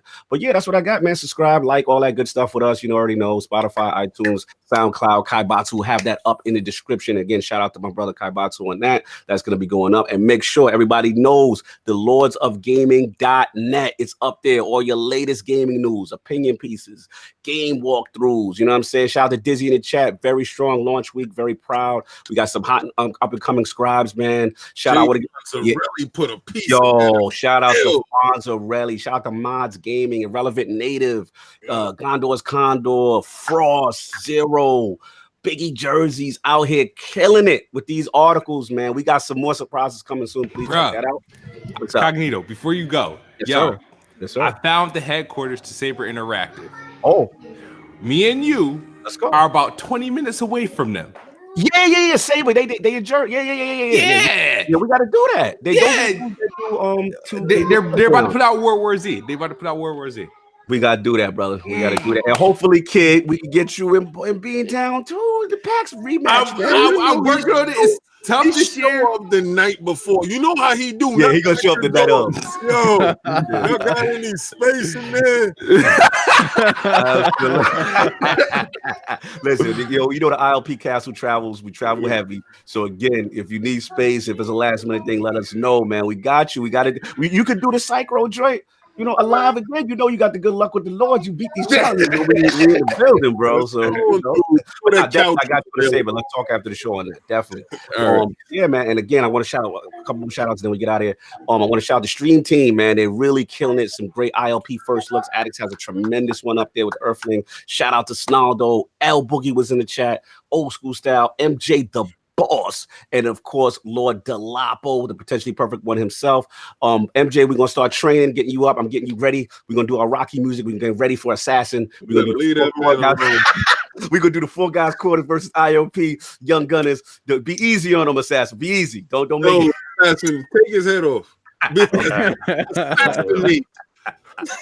And last but not least, the last word, number 51 with Ebonzes. We had a super special guest, Lord Scarrow 9. Actually, great guest, man. Talked a lot what's going on with Season of the Drift, all that good loot. Yeah, well, Bontes' power went out, man. I can't do nothing in Texas, bro. I was looking, I was like, I would love to support. I'm going straight to sleep. That is all I got. Thank you, everyone. Enjoy your Sunday. Stick finger. Yes, it's finished. He just woke up. Catch the Yo, go watch the earlier part. Go watch the end of part 1 of 101, and you're going to laugh like you've never laughed any before after what Lord Addict has done. Anyway, everyone enjoy your Sunday, and peace. Later.